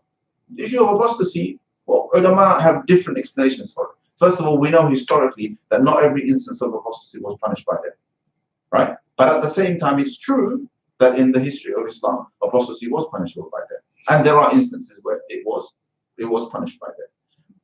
That is the truth of it, right? The question now is why? Why? So when it comes to explaining why, there are some explanations given. One is that apostasy, first of all, apostasy has got nothing to do with forcing a religion onto a person. Okay? Because freedom of religion is about giving people the freedom to choose whatever religion they want, right? But you want to exercise a certain freedom, don't do it in my house, where it will contradict with how I want to bring my children up. It will contradict with how I want to live with my life with my wife or my husband. Do you understand? You want your freedom? Go ahead, please do, but do it outside.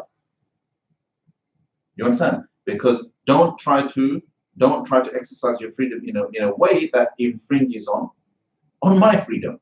Do you understand? Let's find another way. So therefore, you want to declare your apostasy. Don't do it by creating disrepute in my society, in the society that chooses to live according to Islam. Right? Go and declare your apostasy outside somewhere else. Does that make sense? So it comes from that kind of rationale. And when a person chooses still to apostate publicly in an Islamic domain, they are violating that principle, and for that it's punishment.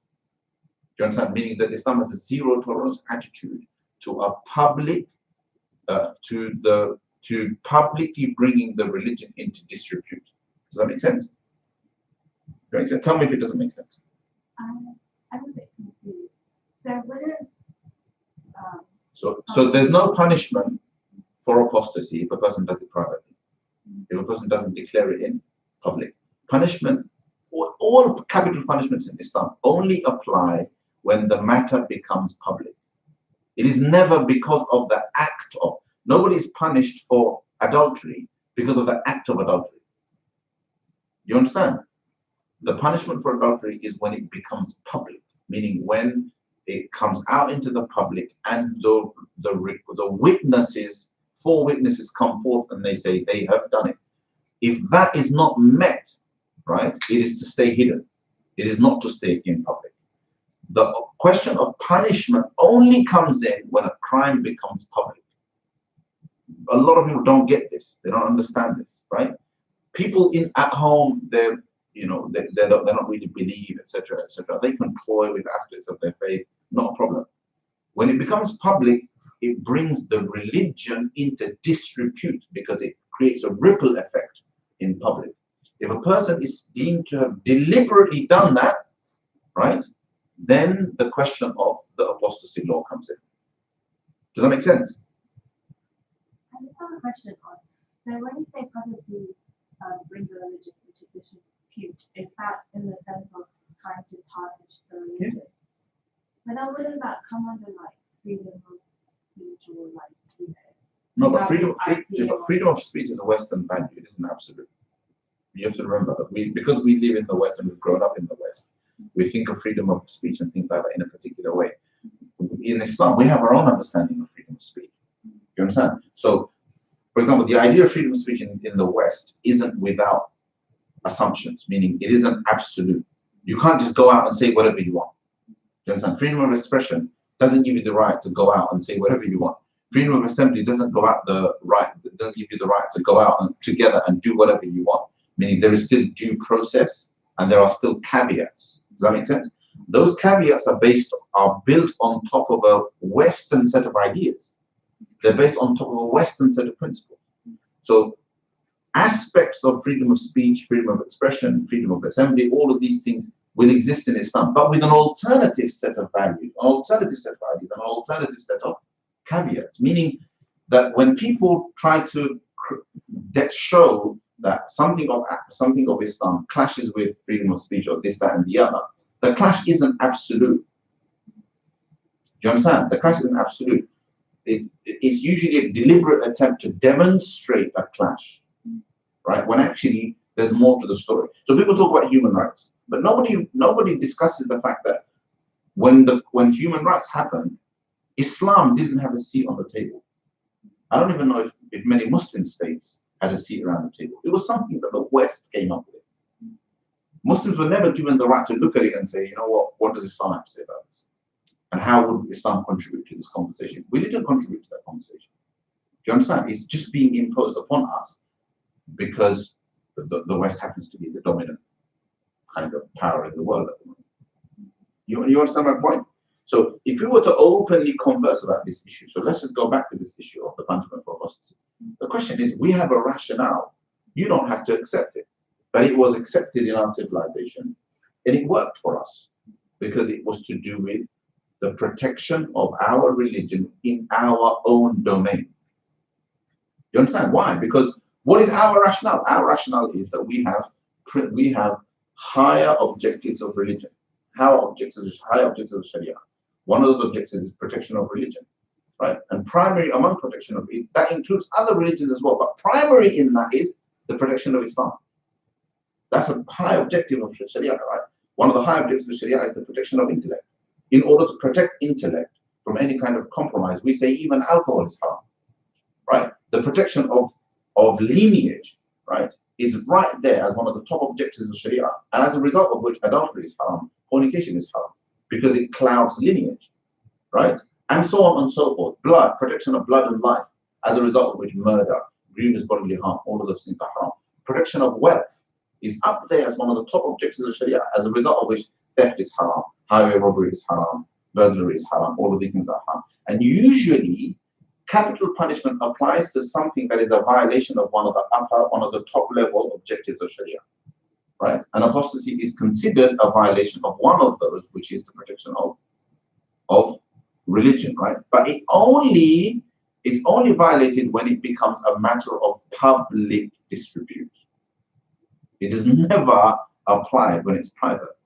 People leave religion, they leave the Islamic State, they go away, they live life as a non-Muslim. Then they decide, oh, actually, Islam was true all along. Then they come back, they become Muslim, they come back in the Islamic State. Nothing happens, they live life as a Muslim again. And this is recorded in our history. It was never carried out just because somebody apostated or somebody left Islam. It only happened when it was a matter of Muslims, so people who were, famously Al-Hallaj was given the death penalty, not even though he was considered to be a celebrated mystic. But it was because what he did in public. He publicly said something that appeared to be the declaration that he is God. And it was because he did it in public that he was punished. You understand? So that is one explanation. The second is that actually the punishment for apostasy has got nothing to do with apostasy, but it is to do with treason. It is a political punishment for treason. Now, the reason why, that's a more contemporary answer. The reason why people give that answer is because treason is still punishable by death in the modern world. It's to create that empathy, that intellectual empathy.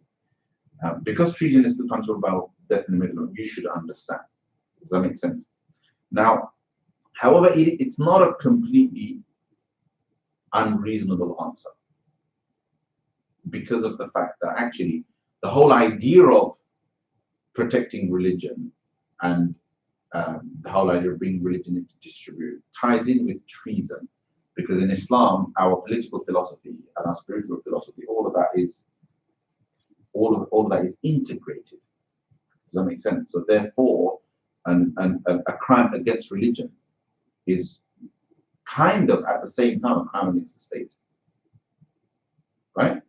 But it's treason in the sense that when it's like a person declaring themselves to not be like to a person revoking their citizenship,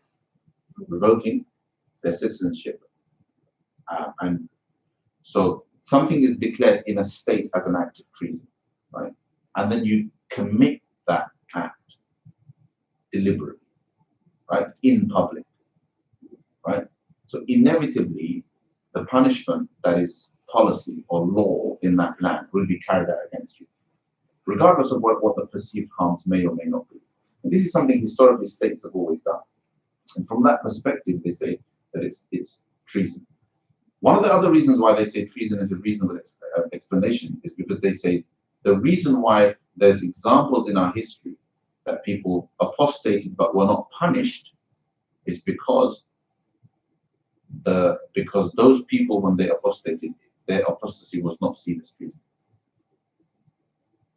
Does that make sense? Right?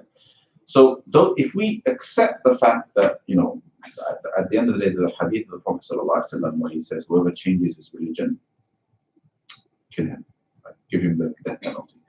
Now the question is, does it go against freedom of religion? Does it go against la ikraha fi din? In fact, forget freedom of religion. Does it go against the verse of the Quran where Allah says there is no obligation to religion? There's no obligation in religion. It doesn't go against it because there is no objection to that person leaving the Islamic state and apostating. They're free to do that. They would not be forced to, right? Also, if a person is a Christian, they're not forced to become Muslim. If a person is a Jew, they're not forced to become Muslim. In that sense, it does not go against religion. So therefore, the whole idea of apostasy, it's something that applies in a limited context. Do you understand? And that limited context is to do with bringing the religion into disrepute. And the debate goes on. The ulama still discuss it and so on. All we're doing is, it's not much of a practical issue because there's only a few countries. There's only a few countries that practice it. Some of them even practice it badly. It isn't something that really affects British Muslims in a particular way. But intellectually, you know, those are the reasons, those are the explanations that we have for it, which I actually gave on a public platform, and the Henry Jackson Society came after me for it. The Henry Jackson Society is a right-wing think tank that goes after Muslim speakers and decides on whether they're extremists or not. But because I didn't actually give a long answer. I actually answered it now, but I didn't give a long answer then. But I simply said it's not a black and white issue. And the follow-up is all this big explanation, man. What I wanted to go on to, but the reason why it's not black and white is because it's not as simple as it is punishable, and nor is it as simple as it isn't punishable. There's all of these things to consider, and that's basically what I said. But because they wanted it to be a black and white issue, no, it's wrong. Because they wanted my answer to be no, it's wrong, and I didn't give that answer. I say I was an extremist. Now, but when society, where's freedom of religion now? Because if I'm going to be subjected to being put on a report, right, that makes me think I'm an extremist, and as a result of which my life, my livelihood, my family are in danger, right, of persecution and so on, because it's a public document with my name in it, right? Then where in the world where's freedom of religion? Where's freedom of expression? All of a sudden, like even in a very controlled context, right? I can't explain something. That is a perfectly good explanation. You understand? So these things are not. It's not written in stone. This whole idea of, we Muslims believe in freedom of thought, and we believe in freedom of religion. We believe in all of that stuff. Do you understand? But we come from a 1,500-year-old civilization that is the longest serving empire in human history. We have a tradition that has a deep philosophy to it, that has a deep rationale to it, And we have the right to discuss it openly and to explain it. And there's much that the West can learn from it. And it did learn from it once upon a time. Do you understand? But all of a sudden, we're being asked to keep our mouth shut about these things. No, that's just not acceptable. I think all of that makes perfect sense to me, but the only question I have is, there's an eye in the world that says, bring your evidences if you in fact stand on the truth. So, I mean, I've seen these debates with atheists and Christians and things like that, and they come out looking so silly. Like, really, if you really want to push them and to ask them, like, okay, you're going to apostate or whatever. Are you talking about the Christians? Like atheists or any, I've seen these Muslim atheist debates and stuff like that, and their arguments at the end of the day are so silly, really, in fact. So, like, The Muslims or the atheists? no, the atheists come out looking so silly. So I'm just like, Some of the Muslims might be yeah, no, but you know what I mean? Like, one, if killing them, doesn't that sometimes also lead them to become martyrs? And isn't there room to debate them? Debate who? Debate, like, let's say someone said, I'm going to apostate and I'm going to apostate. Like, Oh, process. You're talking about it's a due process. Oh, no, I mean, it's not the case that in an Islamic state, if somebody declares themselves, if somebody apostates, that's it. Somebody goes up to them and chops their head off. That's not what happens. They're actually given time to think about it. Somebody goes to them, tries to discusses with them, tries to see if they've made a conscious decision. There's a process that is followed. Time is given. Do you understand? After which, I mean, I'm not. Like, I mean, that's, and I'm sure that process differs because there's room for discretion when it comes to the question of process and so on. One of the reasons why it's become prominent is because of those videos of people being shot, like, and stoned and etc., and just killed, and mobs hanging people because of apostasy in Pakistan. You know, women getting shot in their burqas in Afghanistan and all of that stuff. And the issue has really been made controversial because of all of those images. Does that make sense? But that's got nothing to do with our tradition. And you know, if you want to find out what we have to say about apostasy, go read our books. Don't put some YouTube video up. Go read the books. Go and see what our legal experts had to say about it, and what our mufassirun had to say about it, and what our jurists had to say about it, and what our philosophers had to say about it. Yeah. I just have a question. So, in regards What time is Maghrib? What time is Maghrib? 7. What's about this time? So we'll pray straight after this. Go ahead. Go on. Ask it, and then so after I'm you. just gonna give an example because I see people like who have their stores and they give out pamphlets as like Christians or Muslims. So if it was in an Islamic state, would that be considered? Would people be able to propagate Christianity in a Muslim state? Having a store. Yeah. So let's talk about the underlying narrative behind this story. So this is a comparison of freedom of religion. So what you're saying is the freedom of religion that we enjoy here, would the same freedom of religion be allowed in a Muslim country, and would Christians be allowed to propagate and proselytize their faith in a Muslim country? Even if they were Christians, so if they were non-Muslim. Because I've heard of this ex-Muslims of North America Association, and they have like this group, and they create a safe space for ex-Muslims. So if it was someone like that, trying to bring awareness, for example, to Muslims in the Islamic state, or a Christian trying to bring awareness of Christianity to Muslims in the Islamic state, would that be considered apostasy? No, because that isn't. Technically, apostasy is for a person who is already a Muslim to publicly declare that they have apostated, right? Inside an Islamic state, right? Inside a Muslim state. That's apostasy, and that is when the question of punishment of apostasy etc. comes in.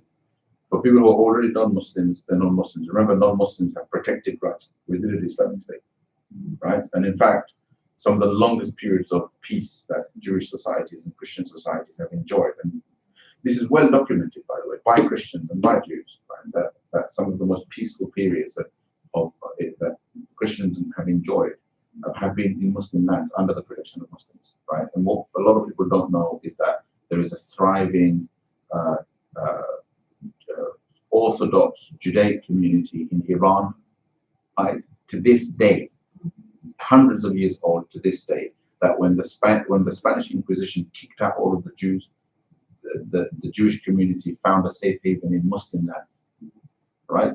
You know, so Muslims have actually been very good to people of other religions, but it has not been. But we have not allowed our friendliness and our protection of other religions to bring our religion into any kind of dispute. We've also been very strict about protecting our own religion, meaning we've had clear lines, right? You have your religion, lakum dinukum waliya din. You have your religion. Within the boundaries of your religion, we are happy to protect you, to give you rights, etc., etc. But we will not allow you, right, to compromise our religion. Does that make sense? Why? Because we believe in religion as truth. I'm sorry, we have a superiority complex about our understanding of truth. We believe we have the truth, right? Now, when the Muslims lived in a Christian society, in the time of the Prophet ﷺ, Muslims lived in Abyssinia, right, as a minority, as guests of the state. Muslims lived in a different way, just like we're living here, right? We live in a different way. We won't break the laws of the land. The reason why we go out and give da'wah here is because the state allows it. If the state didn't allow it, we wouldn't do it. You understand the point, right? Now, so the question that's thrown back to us is, well, you know, you live in this country and you propagate your religion, etc., etc. You wouldn't allow that in Saudi Arabia, would you? Or you wouldn't allow that in a Muslim country, would you? Well, no, absolutely we wouldn't, because we believe in truth. Why in the world would we bring our own religion to distribute? Are we stupid? Do you understand? Oh, but we allow it. Well, perhaps you don't value your religion enough. That's not my problem. You give me that freedom. I'm going to take advantage of it because I want my religion to spread. I believe in the truth. I believe that it's the truth. Of course I want it to spread. And you're free to spread it as well. But I'm not going to let you do it in my country. You can't come and what do you call it, give Christian da'wah to my son. I'm sorry, it's not going to allow that. I'll fight tooth and nail to stop that. Do you understand? It's stupidity to talk like that. People talk, no ideal is absolute.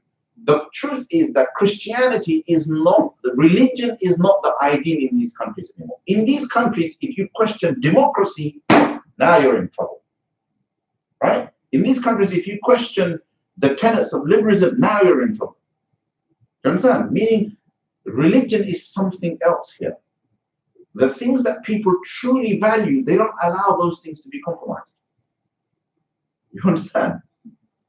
Right? The reason why they're allowing religion to be compromised, why did they allow people to take the mick out of Christianity and take the mick out of Jesus and take the mick out of God? Because they don't value them enough. Right? The reason why we go crazy when somebody swears at the Prophet ﷺ is because we value him. It's because we love him more than we love our parents. And if you come and abuse my parent, one of my parents, I'll punch you in the face. It's simple as that. We're not stupid people. We're just people who actually believe in stuff. Do you understand? And the stuff that you believe in, you also protect with your lives. You go and wage wars, right? Because of your secular values and your democratic values. If you're not waging wars because of your Christian values, it's because your Christian values are no longer important to you. You understand the point? Right? So now the point is sometimes we're not allowed to speak like that. We're not allowed to speak about these things openly. But let's face it, if I was one-on-one with a non-Muslim person, this is what I have to say. I'm sorry, I see absolutely no reason why that is unreasonable. Why is that unreasonable? Why is what I said unreasonable? What kind of a Muslim am I? If I'm going to be all wishy, oh yeah, but maybe I'm a Muslim and I believe it to be true, but maybe it might not be true. Come on, man. I mean, what kind of belief is that? What kind of belief is that? I believe in it as the truth, and I commit to it. You understand? And that's it. And I take my right and wrong and my moral compass from Allah and from the Messenger of Allah sallallahu alaihi wasallam. Understand? I believe in it. Why do I live in this country? It's because it's easy to live in. Because my Muslim countries don't follow Islam. you understand? And I'm grateful that I'm being allowed to live here. Do you understand? As a secular country, but I also recognize that it's my country as well. Do you understand? And I have a right to this country because they went to my country and destroyed it.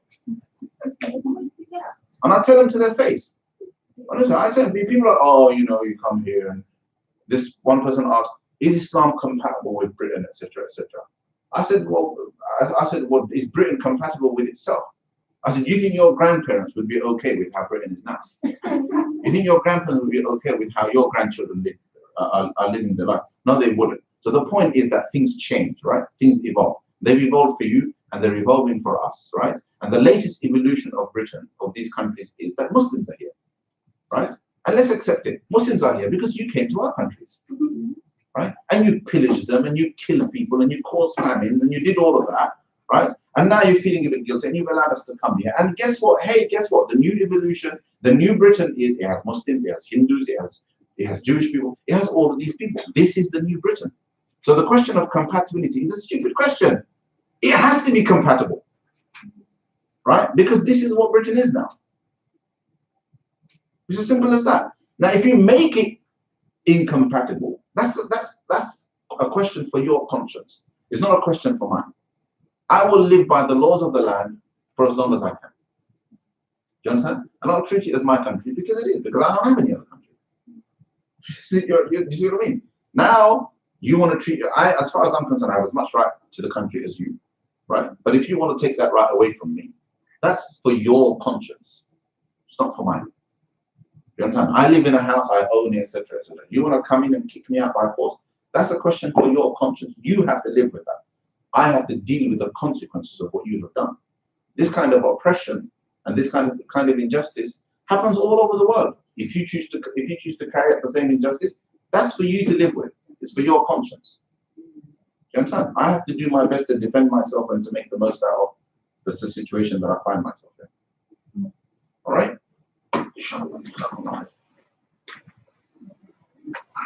Oh.